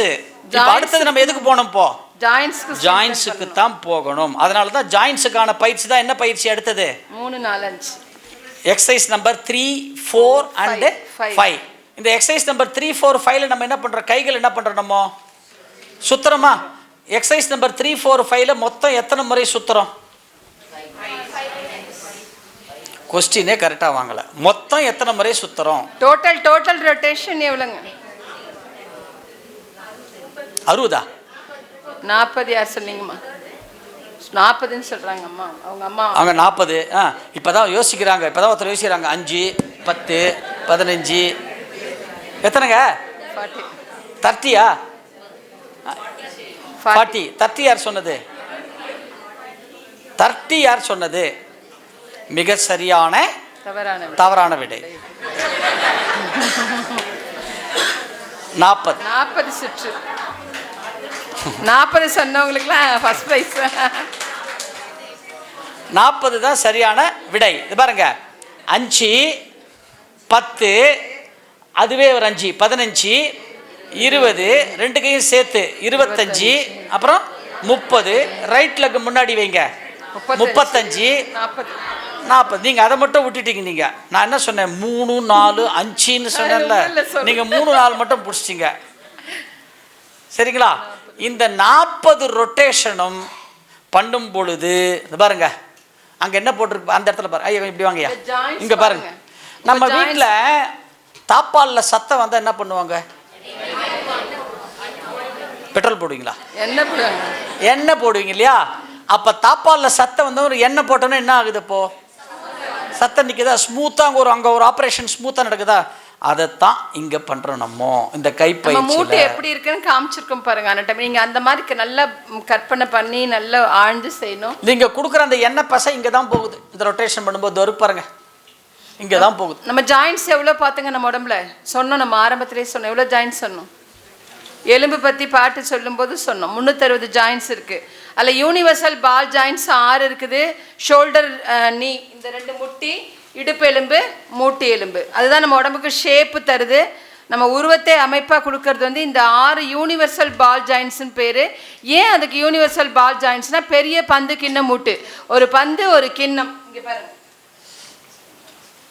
இது வந்து கிண்ணம், இது பந்து. இது என்ன ஆகுனா இப்படி போய் நல்லா அப்படி அழுத்தம் கொடுக்கும். இந்த பாருங்க, இதில் தான் லிக்விட் ஃபார்ம் ஆகும். இந்த ஒரு பாருங்க, லூப்ரிகேஷன் அந்த தசை அந்த டிஸ்கில் ஃபார்ம் ஆகும். எலும்பு தேயவே தேயாது, நல்லா ஞாபகம் வச்சுக்கோங்க. ஆனால் டாக்டர்ஸ் வந்து எலும்பு தேயுதுன்னு சொல்லுவோம். எலும்பு நம்ம உடம்பு எடுத்துகிட்டு போய் கொளுத்துனா கூட எலும்பு என்னவாதுங்க? அஸ்தி பொசுங்காதுங்க, அப்படியே தான் இருக்கும். உங்களுக்கு டிஸ்க்கு ஃபுல்லாக டேமேஜ் ஆனவங்க தான் ஸ்க்ராச்சஸ் வரும் லைட்டாக. அப்போ இதெல்லாம் எக்ஸ்பிளைன் பண்ண முடியாது உங்களுக்கு. அதனால அவங்க என்ன பண்ணுறாங்க? எலும்பு தேஞ்சிச்சுன்னு சொல்கிறோம். இப்போ இந்த யூனிவர்சல் பால் ஜாயின்ஸ்க்கு தான் நம்ம என்ன பண்ணுறோம்? லூப்ரிகேஷன் கொடுக்குறோம். இந்த தம்பி சுற்றுனாங்க, கை சுற்றி காமிச்சாங்க. ஏன் கையை விரிச்சே சுற்றலை? ஏன் கையை இப்படி வச்சு சுற்றுறோம்? ஏன் சாமிஜி இப்படி கொடுத்துருக்கலாம்? கை இப்படி சுற்றிருக்கலாமா இல்லையா? ஏன் இப்படி வச்சாங்க? இந்த முத்திரைக்கு பேர் சமான முத்திரை அல்லது முகுல முத்திரை, பஞ்ச முத்திரை, நிறைய பெயர்கள் இருக்கு இந்த முத்திரைக்கு பேரு. இது என்ன நடக்குதா? நீங்க விரிச்சு சுத்தி பாருங்க. யாருன்னா வரவங்க கேட்பாங்க, ஏங்க நாங்க விரிச்சு சுத்தக்கூடாது? நீங்க விரிச்சு கையை சும்மா அப்படி வீசி நடந்து பாருங்க. உங்க கைகள்ல மதமதப்பு விறுவிறுப்பு. ஒவ்வொரு விரலும் ஒவ்வொரு டைரக்ஷன் இருக்கு. ரத்த ஓட்டம் அப்நார்மலா போகும். அப்ப இந்த கையை கொண்டு என்ன பண்றோம்? ஒரு பாயிண்ட்ல குவிக்கிறோம். இதுவும் நிறைய பேர் தப்பா வைக்கிறீங்க. பாருங்க 5 விரலை குவிக்கணும். முத்திரைகள் என்பது விரல் நுனிகளை சேர்ந்தது. இந்த முத்திரை 5 அப்படியே வச்சிங்கன்னா ஈவனாக இருக்கணுங்க இந்த இடம். இதுக்கு பேர் சமான முத்திரைன்னு பேர், முகுல முத்திரைன்னு பேர். இதுவும் ரொம்ப அற்புதமான முத்திரை. இது மென்டல் ஸ்ட்ரெஸ்ஸை குறைக்கும். ஒரு 10 நிமிஷம் இந்த முகுல முத்திரை சமான முத்திரை வச்சு உட்காந்தீங்கன்னா உங்கள் மென்டல் ஸ்ட்ரெஸ் லெவல் நல்லா குறையும். இந்த முத்திரைக்கு சித்தர்கள் ரொம்ப அழகாக சொல்லியிருக்காங்க. எவர் ஒருவர் பஞ்ச பிராணனையும் பஞ்ச நாடிகளையும் இயக்குறாங்களோ அவங்க 120 ஆண்டுகள் இந்த புவியில் வாழ்வார்கள்னு சித்தர்கள் ஓலைச்சுவடிகளில் சொல்லியிருக்கிறாங்க. இந்த முத்திரை பஞ்சபூதங்களை மட்டும் சரி செய்வதில்லை, நம்ம உடம்புல இருக்கக்கூடிய பஞ்ச பிராணனை சரி செய்கிறது. இப்போ சாமிஜி இந்த பயிற்சியில் பஞ்ச பிராணனை சரி செய்வதற்கு இந்த முத்திரை கொடுத்துருக்குறாங்க. பஞ்ச நாடிகளை நம்ம அடுத்தது பார்க்க போகிறோம். இப்போ பஞ்ச பிராணனை சரி செய்து அது மட்டுமல்ல, இப்படி சுற்றுறாங்க இல்லையா கையில், இந்த ரொட்டேஷன் பாருங்கள். நிறைய பேர் இப்படிலாம் ஆடக்கூடாது. நல்லா இந்த அக்குல ஒரு ஆண்டிட்டு வரணும். இங்கே வரும்போது காதுகளை ஒட்டி எப்படி போட்டுக்கோங்க, புக்கில் நல்லா அப்படி போட்டுக்கோங்க. சுற்றுறாங்களா, இதில் என்ன நடக்குது? ரைட். இப்போ இதில் என்ன பாயிண்ட்ஸ் இருக்குது நமக்கு இப்போ ஆண்களுக்கு பெண்களுக்கு, குறிப்பாக பெண்களுக்கு என்னென்ன பாயிண்ட்ஸ் ஆக்டிவேட் ஆகுது? இந்த கை அக்கலுக்குள்ளே பார்த்திங்கன்னா இவ்வளோ வர்ம புள்ளிகள் இருக்குது. இந்த வர்ம புள்ளிகள் எதுக்கு செய்யுது? பெண்களுக்கு குறிப்பாக இன்றைக்கி நிறைய பிரெஸ்ட் கேன்சர் நிறைய வந்துட்டுருக்குதுங்க. முன்னெல்லாம் பிரெஸ்ட் கேன்சர் எங்கேயோ ஒன்று கேள்விப்படுவோம். இப்போ பிரெஸ்ட் கேன்சர் மட்டும் இல்லை, யங்ஸ்டர்ஸ்க்கு சின்ன பிள்ளைங்களுக்கு அவங்க உணவு முறை காரணமாக நிறைய கொழுப்பு கட்டிகள் வருதுங்க. கொழுப்பு கட்டி சின்ன சின்னதாக பிரெஸ்ட்டில் கொழுப்பு கட்டிகள் வருது. அது கேன்சர் இல்லை, ஆனால் கொழுப்பு கட்டிகளாக ஃபார்ம் ஆகுது. அது சர்ஜரி பண்ணிலாம் எடுக்கிறாங்க. ஃப்ரீக்வெண்ட்டாக நாங்கள் நிறைய பார்த்துருக்குறோம். அதனால சொல்கிறோம், இந்த பிரெஸ்ட்டு கேன்சர் வர்றத, இந்த கொழுப்பு கட்டிகள் வர்றத இந்த 40 சுற்று கரெக்டாக செஞ்சாங்கன்னா அவங்களுக்கு ஃப்யூச்சரில் இந்த பிரச்சனைகள் வராமல் தவிர்த்து கொள்ள முடியும். பிரெஸ்ட்டு கேன்சர் வந்தால் பிரெஸ்ட்டு ரிமூவ் பண்ணுறாங்களா? ரிமூவ் பண்ணிவிட்டா அவங்க பிரெஸ்ட்டை மட்டும் ரிமூவ் பண்ணுறதில்ல, பின்னாடி இந்த இடத்துல இருக்குங்க ரூட்டு வேர். இது இங்கே தான் இருக்கும், பின்பக்கம் தான் இருக்கும். பெண்களுக்கு ஞாபகம் வச்சுக்கோங்க, முன்னாடி வேர் கிடையாது. இந்த பின்பக்கம் இந்த அக்கல் பகுதியில் இந்த இடத்துல 2 பக்கம் அதோட வேர் இருக்கும். இது வரைக்கும் குடஞ்சி எடுப்பாங்க. அது எவ்வளோ ஒரு கொடுமையான விஷயம் பாருங்கள். ஏன்னா பிரெஸ்ட் கேன்சர் வந்தவங்களுக்கு யூட்ரஸ் கேன்சர் வர்றதுக்கு வாய்ப்புகள் அதிகம் இருக்குது பாருங்கள். சொல்கிறாங்க அம்மாலாம், தெரிஞ்சவங்களுக்கு தெரியும், மெடிக்கல் சயின்ஸ் படித்தவங்களுக்கு தெரியும். எனக்கு பிரெஸ்ட் கேன்சர் வந்துருச்சுங்க, நான் பிரெஸ்ட்டை ரிமூவ் பண்ணிட்டேன்னு அவங்க இருக்க முடியாது. 10 வருஷம் அவங்க மெடிக்கேஷன் கரெக்டாக இருந்ததுன்னா அவங்களுக்கு கரெக்டாக இருக்கும். 10 வருஷம் கழிச்சு திரும்ப அவங்களுக்கு எதில் வருங்க, யூட்ரஸில். அங்கே கத்தி வைக்கும்போதே அது ரூட் என்ன ஆகிடும், கடகடன்னு ஓடி போய் அந்த செல்ஸை போய் கர்ப்பப்பையில் உட்காந்துரும். கர்ப்பப்பை எடுத்துட்டோம்னா, கர்ப்பப்பை கேன்சர் எடுத்துட்டோம், கர்ப்பப்பை ரிமூவ் பண்ணிட்டாங்கன்னு சொல்ல முடியாது. கர்ப்பப்பையில் இருக்க செல்ஸ் எங்கே போய் உட்காரும், கர்ப்பப்பை ரிமூவ் பண்ணாலும் உடனே போய் பிரெஸ்ட்டில் உட்காரத்துக்கு வாய்ப்புகள் இருக்குதுங்க. அதனால் ரொம்ப ஜாக்கிரதையாக இருக்கணும். அது பெண்களுக்கு ரொம்ப அற்புதமான பயிற்சி. நல்லா இது சுற்றணும். ஏன் இப்படி சுற்றணும்னு சொல்கிறோன்னா, இந்த கைக்குள்ளே பாருங்கள், இந்த அக்கல் பகுதி இருக்குது பார்த்தீங்களா, இதுக்கு நேராக சென்டராக குத்துறோம் பாருங்கள். அதுக்கு பேர் கைக்கூட்டு காலம்னு பேர் வர்மத்தில். அதுலேருந்து ஒரு 3 விரல் கீழே உள்குத்து வர்மம், அதுலேருந்து ஒரு 2 விரல் கீழே உள்புத்து வர்மம், அதுலேருந்து ஒரு 2 விரல் பிறைதாரை வர்மம்னு இருக்குது. அப்போ கைக்கூட்டு காலம், உள்குத்து வர்மம், உள்புத்து வர்மம், பிறர்தாரை வர்மம்னு இந்த ஆம்கோல் பகுதியில் மட்டும் இத்தனை வர்மம் இருக்குது. இந்த வர்மம் என்ன செய்யுதுன்னா, நீங்கள் இப்படி சுத்த என்ன ஆகணும், இந்த முத்திரை வச்சு சுற்றும் போது நல்லா கைகள் அக்கல் பகுதியில் உராய்ந்து சுற்றும் போது இந்த இடத்துல பார்த்தீங்கன்னா உங்களுக்கு பிரெஸ்ட் கேன்சர் வர்றதை தடுக்கும். அது மட்டும் அல்ல, இந்த பக்கம் வெள்ளீரல் வர்மம், ரைட் சைடு வெள்ளீரல் வர்மம்ங்க. இந்த ஆம்கோல் பகுதி இந்த ரிப்பு வருது பார்த்தீங்களா, இந்த ரிப்பில் இந்த ரிப்பு சைடில் வெள்ளீரல் வர்மம், இந்த பக்கம் காரீரல் வர்மம், அடப்ப காலம்னு இருக்குது. இது பிரெஸ்ட் கேன்சருக்கு மட்டும் இல்லை, ஆண்களுக்கு லங்ஸ் கேன்சர், லங்ஸ் சுருங்கி போச்சுன்னா சொல்கிறாங்க பார்த்தீங்களா, அதுக்கு ரொம்ப உபயோகமாக இருக்கும். அது லங்ஸ் ப்ரீத்திங் ப்ராப்ளம் இருக்குது உங்களுக்கு எப்படி கொடுப்பாங்கன்னா, இந்த பாருங்க கை இப்படி வச்சுக்கிட்டு, இந்த பாருங்க மேலேயும் கீழேயும் இப்படி. நீங்கள் உங்கள் வீட்டிலே கூட யாராவது ரொம்ப மூச்சு விட சிரமப்படுறாங்கன்னா மேலே கீழே 1 2 3 1 2 3 இந்த ரிப்பில் இதுதான் நீங்கள் என்ன பண்ணுறீங்க, நம்ம ரொட்டேஷன் பண்ணுறோம். இது தான் போது நல்லா அக்கில் உராய்ந்து சுற்றும் போது இந்த இடத்த என்ன பண்ணுறீங்க, இந்த பக்கம் சுற்றும் போது இந்த ஆம்கோல் பகுதி நல்லா உராய்ந்து சுற்றினீங்கன்னா இப்போ நான் சொன்ன எல்லா பாயிண்ட்ஸுமே கவர் ஆகும். இது மட்டும் இல்லைங்க, லெஃப்ட் சைடு சுற்றும் போது பெண்களுக்கு இந்த பிரெஸ்ட் சைடில் நீர்பிசி வர்மம்னு ஒரு வர்மம் இருக்குது. இந்த லெஃப்ட் சைடு ஆம்கோலில் இந்த நீர்பிசி வர்மம் பார்த்தீங்கன்னா இப்படி பிரெஸ்ட்டு முடிகிற இடத்துல இருக்குது. நீங்கள் நல்லா கையை சுற்றும் போது மசாஜ் பண்ணும்போது கூட அதை இப்படி கொஞ்சம் நல்லா இழுத்த மாதிரி ப்ரெஸ் பண்ணுறது, இந்த கையை சுற்றும் போது நல்லா அக்கல் பகுதி உராய்ந்து சுற்றினீங்கன்னா ஃப்ரீக்வெண்ட் அபார்ஷன் தடுக்கலாம். ஃபெலோப்பியன் டியூப்பில் குழந்தை தங்குறது, கருமுட்டை வளர்ச்சி இல்லை, ரொம்ப இர்ரெகுலர் பீரியடு, கர்ப்பப்பை சார்ந்த எல்லா பிரச்சனைகளுக்கும் பயிற்சி, கை பயிற்சிங்க. பாருங்கள், சாமிஜி கொடுத்துருக்குறாங்க. சுத்தர் தான் சொன்னாங்க, ஜாயின்ட்ஸ்க்கு மட்டும் இல்லை, இது கர்ப்பப்பை கேன்சரை தடுக்கும், பிரெஸ்ட் கேன்சரை தடுக்கும், ஆண்கள் பெண்கள் 2 பேருக்கும் லங்ஸ் கேன்சரை தடுக்கும். இன்றைக்கி லங்ஸ் கேன்சர் பார்த்திங்கன்னா நிறைய 2 வருஷம் முன்னாடி கொரோனாவில் லங்ஸு சுருங்கி போச்சு. லங்ஸில் நோட்ஸ் இருக்கிறத தடுக்கும். காற்று கொள்ளளவு திறனை அதிகப்படுத்தும் இது சுத்துறது. ஏன்னா இந்த பாயிண்ட்ஸ் என்ன பண்ணியிருக்குங்க, இந்த கைக்கூட்டு காலம், உள்குத்து வர்மம், உள்புத்து வர்மம், பிறர்தாரை வர்மம்லாம் நம்ம சுற்றும் போது நல்லா உராய்ந்து என்ன ஆகுங்க, நல்லா லங்ஸை நல்லா எலாபரேட் பண்ணி காற்று கொள்ளளவு திறனை அதிகரிக்கும். அந்த கைக்கூட்டு காலம் வந்து சர்விக்கல் ஸ்பாண்டிலோசிஸ்க்கு பெஸ்ட். கழுத்து வலி நிறைய எழுதுறவங்களுக்கு இந்த ரைட்டர்ஸ் கேம்ப்னு சொல்லுவாங்க, எழுதிட்டே இருக்கவங்களுக்கு அந்த பிரச்சனைலாம் இருக்கும், அவங்களுக்கும் இதுதான். இந்த கை இப்படி வைக்கிறோம் பார்த்தீங்களா, நம்ம வர்மத்தில் சொன்னோம் உயிர் அடங்கல் ஒன்று இருக்குது அதில் அப்படி சொன்னோம். இந்த கை இப்படி வைக்கும்போது 1 செகண்ட் இங்கே பாருங்க, இப்போ இதோ இருக்கு இல்லையா, இது தான் வந்து இந்த பாயிண்ட்ஸ். இந்த இடத்துல தான் நமக்கு என்ன வரும் கேட்டிங்கன்னா, நம்ம உடம்புல வந்து லிம்ஃபயாட்டிக்னு ஒன்று இருக்குது. நம்ம உடம்புல நிணநீர்னு சொல்லுவோம் தமிழில், கேள்விப்பட்டிருக்கீங்களா? லிம்ஃபயாட்டிக். இந்த நிணநீர் வந்து ஒரு உடம்புல வந்து முழுசாக எல்லா இடத்துலையும் சுற்றணும். நிணநீருங்கிறது, இந்த நிணநீர் வந்து எப்போவுமே என்ன ஆகுதுன்னா, குறிப்பாக வந்து இந்த நம்மளுடைய இந்த கைக்குள்ளே அந்த அக்கிள் பகுதியில் தான், அந்த ஆம்ஃபோல்டுத்தில் தான் பொதுவாக நிணநீர் வந்து எப்போவுமே வந்து தேக்கமடையும். இங்கே தான் தேக்கமடையும். ஏன்னா நமக்கு இயக்கம் கொடுத்துருக்காங்க ABCD. அந்த நிணநீர் பாயிண்ட்ஸ் இங்கே தான் தேக்கமடையும். எப்போ இந்த லிம்ஃபயாட்டிக் நிணநீர் இங்கே வந்து தேக்கமடைகிறதோ, இதுதான் முதல்ல வந்து கொழுப்பு கட்டியாக ஆரம்பம் ஆகும். அது கொழுப்பு கட்டியாகவே விட்டுச்சுன்னா சந்தோஷம். அடுத்த ஸ்டேஜுக்கு போச்சுன்னா அந்த கொழுப்பு கட்டியில் இருக்கிற டெட் செல்ஸ், இதில் இருக்கிற டெட் செல்ஸ் இருக்குது பாருங்கள், இறந்த செல்கள். ஒரு செல்லு இறக்க போகுது அப்படின்னா இங்கே சுற்றி இருக்கிற எல்லா செல்லையும் கூப்பிடும், இங்கே எங்கிட்ட வந்துருன்னு. அப்படி எல்லா செல்லும் மொத்தமாக சேர்ந்து எந்த இடத்துல அந்த இறந்த செல்கள் குவிகிறதோ அதுதான் லங்ஸு கேன்சர், மார்பக புற்றுநோய், கர்ப்பப்பை புற்றுநோய், எல்லா புற்றுநோய்க்கும் அடிப்படை இது தான். நம்ம இந்த கைப்பயிற்சி நிலை 3, 4, 5 முறையாக நம்ம செய்துட்டாலே எந்த இடத்துலையும் இந்த நிணநீர் தேங்காமல் உடல் முழுக்க ஒழுங்காக ஓடும். அப்படி ஓடும் பொழுது நம்ம என்ன பண்ணலாம், புற்றுநோயிலிருந்து நாம் தப்பித்து கொள்ளலாம். 100% தப்பித்து கொள்ளலாம்.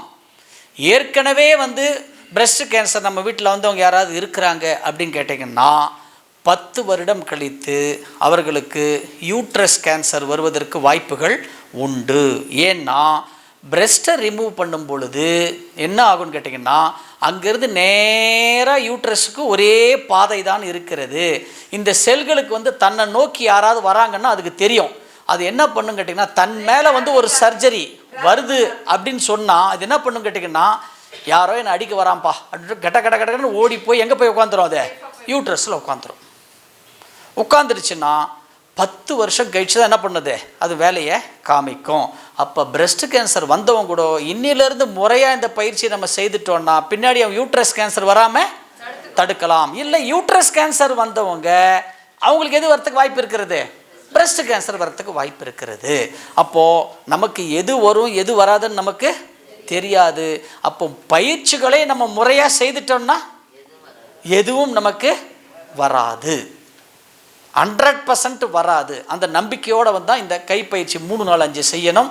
இப்போ இந்த கைப்பயிற்சி 3, 4, 5 செய்யும் பொழுது இந்த கைகள் நம்ம என்ன பண்ண இப்படி அழுத்தணுமா, அதுதான் வந்து பாருங்கள் இந்த முதல் உயிரிடங்கள். இதோ சொன்ன பாருங்கள், இதுதான் கைப்பயிற்சியினுடைய முதல் உயிரிடங்கள். இதுதான் இந்த இடத்துல தான் இருக்குது, இதோ இருக்கு பாருங்கள். அது கவுளி அடங்கல்னு பேர். கவுளி கேள்விப்பட்டிருக்கீங்களா? இதெல்லாம் கேள்விப்படுங்க. கவுளி வெத்தலை அளவு முறை, பழங்கால அளவு முறைகளில் கவுளி சொல்லுவாங்க. ஒரு கவுளி, அரை கவுளி. இது வந்து கவுளி அடங்கல்னு பேர். இந்த இடத்துல பாருங்கள் இப்படி அழுத்துறது, இந்த கட்டை விரலுக்கும் ஆள்காட்டி விரலுக்கும் நடுவில் இப்படி 3 விரல் கொடுத்து அழுத்தம் கொடுக்கறது கவுளின்னு பேர். கை வச்சு இது கவுளி பாருங்க, இப்படி கொடுக்கணும். இங்கே கட்டை விரல் கீழே, இந்த விரல் 3, இந்த கவுளி கொடுக்குறாங்க பாருங்கள். இந்த கவுளி நீங்கள் இந்த ஃபிட்ஸு ஃப்ரீக்வெண்ட்டாக வர குழந்தைங்க எங்கள் சென்டரில், இங்கே ஃபிட்ஸ் வர பள்ளிங்களுக்கு ஃபிட்ஸ் வரவங்க, இந்த அன்கான்ஷியஸ் அப்பப்போ மயக்கம் போட்டு விடுறவங்க, அவங்க வந்து இந்த ஒரு தம்பிக்கு மந்த்லி 4 டைம்ஸ் வருங்க ஃபிட்ஸு. அவர் வந்து இந்த கைப்பயிற்சி செஞ்சு இப்போ மந்த்லி ஒன்ஸ் தாங்க அவங்களுக்கு ஃபிட்ஸ் வருது. ஃபிட்ஸ் வர்றது குறையும். இந்த மாதிரி கை கரெக்டாக ப்ராப்பராக அந்த முத்திரையை வச்சு சுற்றி அவங்களுக்கு ஃபிட்ஸ் வர்றது குறைஞ்சிருக்கு. ஏன்னா இந்த கவுளி வேலை செய்யும். ஃபிட்ஸ் வந்தால் நம்ம என்ன கொடுப்போம்? இரும்பு கொடுக்குறோமா? இரும்பு ஏதோ ஒரு கெட்டி பொருள் கொடுத்தோன்னா இதுனா அவங்க பிடிச்சி இப்படி அழுத்தும் போது இந்த கவுளி தான் ரியாக்ட் பண்ணும். நான் நிறைய பேருக்கு நான் ரோட்டில் 2-3 பேருக்கு கொடுத்துருக்கேங்க, அப்படியே உதச்சிக்கிட்டு நுர தள்ளும் வாயில். நீங்கள் இந்த கவுளி கொடுத்தீங்கன்னா இமீடியட்டாக அவங்களுக்கு வந்து ஃபிட்ஸ் நிற்கும். அப்போ அது வரவங்க இந்த பயிற்சி நம்ம தொடர்ச்சியாக செஞ்சோன்னா ஃபிட்ஸையே நம்ம அவாய்ட் பண்ணிட முடியும். அன்கான்ஷியஸாக நம்ம வீட்டில் ஒருத்தர் வயசானவங்க ஒரு ஹார்ட் ப்ராப்ளம் வந்தோ இல்லை வேறு ஏதோ ஒரு சந்தர்ப்பத்தினால மயக்கம் போட்டு விழுறாங்கன்னா நீங்கள் இந்த கவுளியை பிடிச்சிட்டு அவங்கள ஃபர்ஸ்ட் எய்டு கொண்டு போய் எமர்ஜென்சியில் சேர்த்துடலாம். அவங்களுக்கு பல்ஸு குறையாது, அவங்கள உயிரை 2 மணி நேரம் நீங்கள் அந்த கையை பிடிச்சிக்கிட்டு, ஆனால் வலிக்குங்க, அவங்க நம்மளை அடிக்கக்கூட செய்வாங்க, விடக்கூடாது. அந்த கவுளி பிடிச்சிட்டிங்கன்னா கொண்டு போய் உங்களை ஹாஸ்பிட்டலில் சேர்த்துடலாம். எமர்ஜென்சியில் டாக்டர்ஸே ஆச்சரியப்படுவாங்க. பல்ஸ் ரேட்டு நமக்கு டவுன் ஆகாது, அவங்கள காப்பாற்றிடலாம். 1 கவுளி. இந்த முத்திரை வைக்கும்போது இந்த கவுளி மட்டும் வேலை செய்யறதில்ல, நடுக்கு வர்மம். இந்த கவுளியே வந்துங்க இப்போ சொன்னாங்க இல்லையா, இது இல்லாமல் அடிஷ்னல் நன்மை என்னன்னு கேட்டிங்கன்னா, நீங்கள் காலையிலேருந்து சாயந்தரம் வரைக்கும் வந்து ரொம்ப டயர்டாக இருக்கீங்க, அதிகமான வேலை, அதிகமான படிப்பு, ஹோம்ஒர்க்கு, நிறைய வேலை, ஒரே டென்ஷன் பரபரப்பு, வீட்டுக்கு வந்துட்டு பேக் அப்படி தூக்கி அடிப்பீங்க. ஆமாம், எல்லாருக்கும் இவங்களுக்கு ஹோம்ஒர்க் அசைன்மெண்ட் எழுதணும், நமக்கு நிறைய வேலை, உடல் பாடி ஃபுல்லாக பெயின் இருக்குது. முக்கியமான பெயின் கில்லர் தான் இது. கை அப்படி அழுத்திக்கிட்டு 30 செகண்டு, இந்த கையில் 30 செகண்டு, இந்த கையில் 30 செகண்டு, இந்த கவுளியை நீங்கள் அழுத்திட்டு எடுத்துட்டிங்கன்னா அடுத்த 6 மணி நேரத்துக்கு உங்களுக்கு உடம்புக்கு எனர்ஜி கிடைக்கும். ஆனால் இதெல்லாமே எதில் கிடைக்குது? நம்ம உடற்பயிற்சியிலேயே இருக்குது. நீங்கள் இது ஒன்றும் இல்லை, நீங்கள் இப்படி வச்சு பாருங்கள், உங்களுக்கு இந்த இடத்துல விறுவிறுப்பு தெரியும், துடிப்பு தெரியும், நல்லா ஃபீல் பண்ண முடியுங்க. நீங்கள் உணர்ந்து செஞ்சீங்கன்னா, நீங்கள் ஒவ்வொன்றையும் சாமி பயிற்சி அனுபவித்து செஞ்சீங்கன்னா உங்களுக்கு அவ்வளோ நல்லாயிருக்கும் செய்யறதுக்கு. இந்த இடத்துல கவுளி வேலை செய்யும். இப்போ அப்படியே உங்களுக்கு துடிப்பு ஆரம்பிக்கும். போல் எனக்கு ராத்திரியில் தூக்கம் வரல, நிறைய பேர் இருப்பாங்க, எனக்கு தூக்கமே வரல சார், நிறைய கெட்ட கனவு வருது சார், தூக்கமே வரமாட்டேங்குது, பெரும் போராட்டமாக இருக்குன்றவங்கலாம் இன்றைக்கி போய் ட்ரை பண்ணுங்கள். சமான முத்திரை வச்சுக்கிட்டு இந்த பாருங்க, 2 கை அப்படி ஃப்ரீயாக வச்சுக்கிட்டு நீங்கள் பாட்டுக்கு பேசாமல் எதுவும் பண்ணாதீங்க, மூச்சு காற்றை மட்டும் கவனிங்க, சமான முத்திரையில் இருங்க. எப்போ தூங்குறீங்கன்னு உங்களுக்கே தெரியாது, அவ்வளோ நல்லா தூக்கம் வரும் உங்களுக்கு. உறக்க முத்திரை உறக்கத்துக்கு. ஏன்னா ஒரு அம்மா 83 வயசு, நிறைய நம்ம மன்றான்படு தான் அவங்க கெட்ட கனவு வந்துட்டு ரிப்பீட்டடாக இருக்குனாங்க, அது சரியாகும்.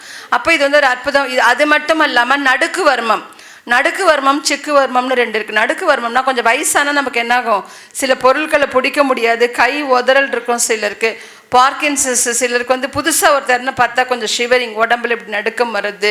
சாதாரணமாகவே கைகளில் நடுக்கம், நரம்பு தளர்ச்சி சார்ந்த பிரச்சனைகளுக்கு நடுக்கு வர்மம் ஒரு சிறந்த வர்மம். அது எப்படி இருக்குன்னா, நடுவரல்லேருந்து 2 விரல் மேலே வச்சு இந்த சென்டரை இப்படி மேலே தள்ளுவாங்க.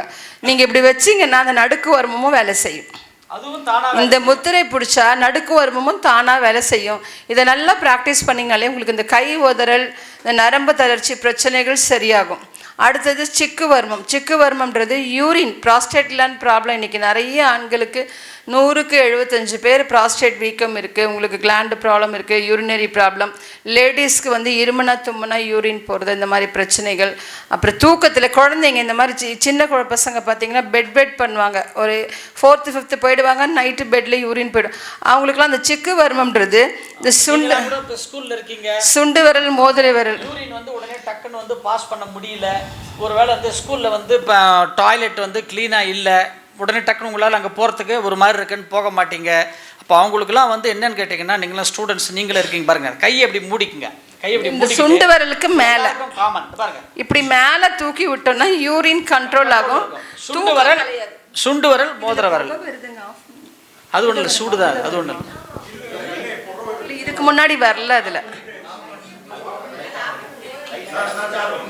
ஒன்றும் இல்லைங்களா? இல்லை, இதுக்கு முன்னாடி வரல. போடுங்க அப்படிங்களா? இதுக்கு முன்னாடி வரல. இப்போ கையை இப்படி வச்சுக்கிட்டு, உங்கள் கையை இப்படி வச்சுக்கிட்டு சுண்டு விரலுக்கும் என்ன பாருங்க, சுண்டு விரலுக்கும் மோதிர விரலுக்கும், இந்த ஸ்மால் ஃபிங்கர், ரிங் ஃபிங்கர், இந்த நடுவில் பாருங்கள், இங்கே ஒரு பள்ளம் இருக்குது பாருங்கள், மேலே இங்கே ஒரு பள்ளம் இருக்குது பாருங்கள், இந்த பள்ளத்தை மேலே தூக்கி விடணும். கட்டை வரலால மேடம் கீழே தள்ளிங்கன்னா யூரின் வந்துடும். மேலே தூக்கி விட்டா யூரின் கண்ட்ரோல், மேலே தூக்கி விட்டா யூரின் கண்ட்ரோல், கீழே இறக்கினீங்கன்னா யூரின் வந்துடும். இப்போ வெயில் காலத்தில் நீர் கடுப்பு இருக்கும், சிலருக்கு யூரின் வராதுங்க, ரொம்ப சிரமப்படுவாங்க, கால் வீக்கம்லாம் இருக்கும். அவங்களுக்கு கீழே இறக்கி விடுறதுங்க. இது எல்லாமே நீங்கள் தனியாக இப்படிலாம் பண்ண வேண்டாம். தினம் பயிற்சி இந்த புத்திரை வச்சு நீங்கள் செஞ்சீங்கனாலே உங்களுக்கு வேலை செய்யும். Right, okay. வாழ்க வளமுடன். இப்போது பிரேக் ஒன்று.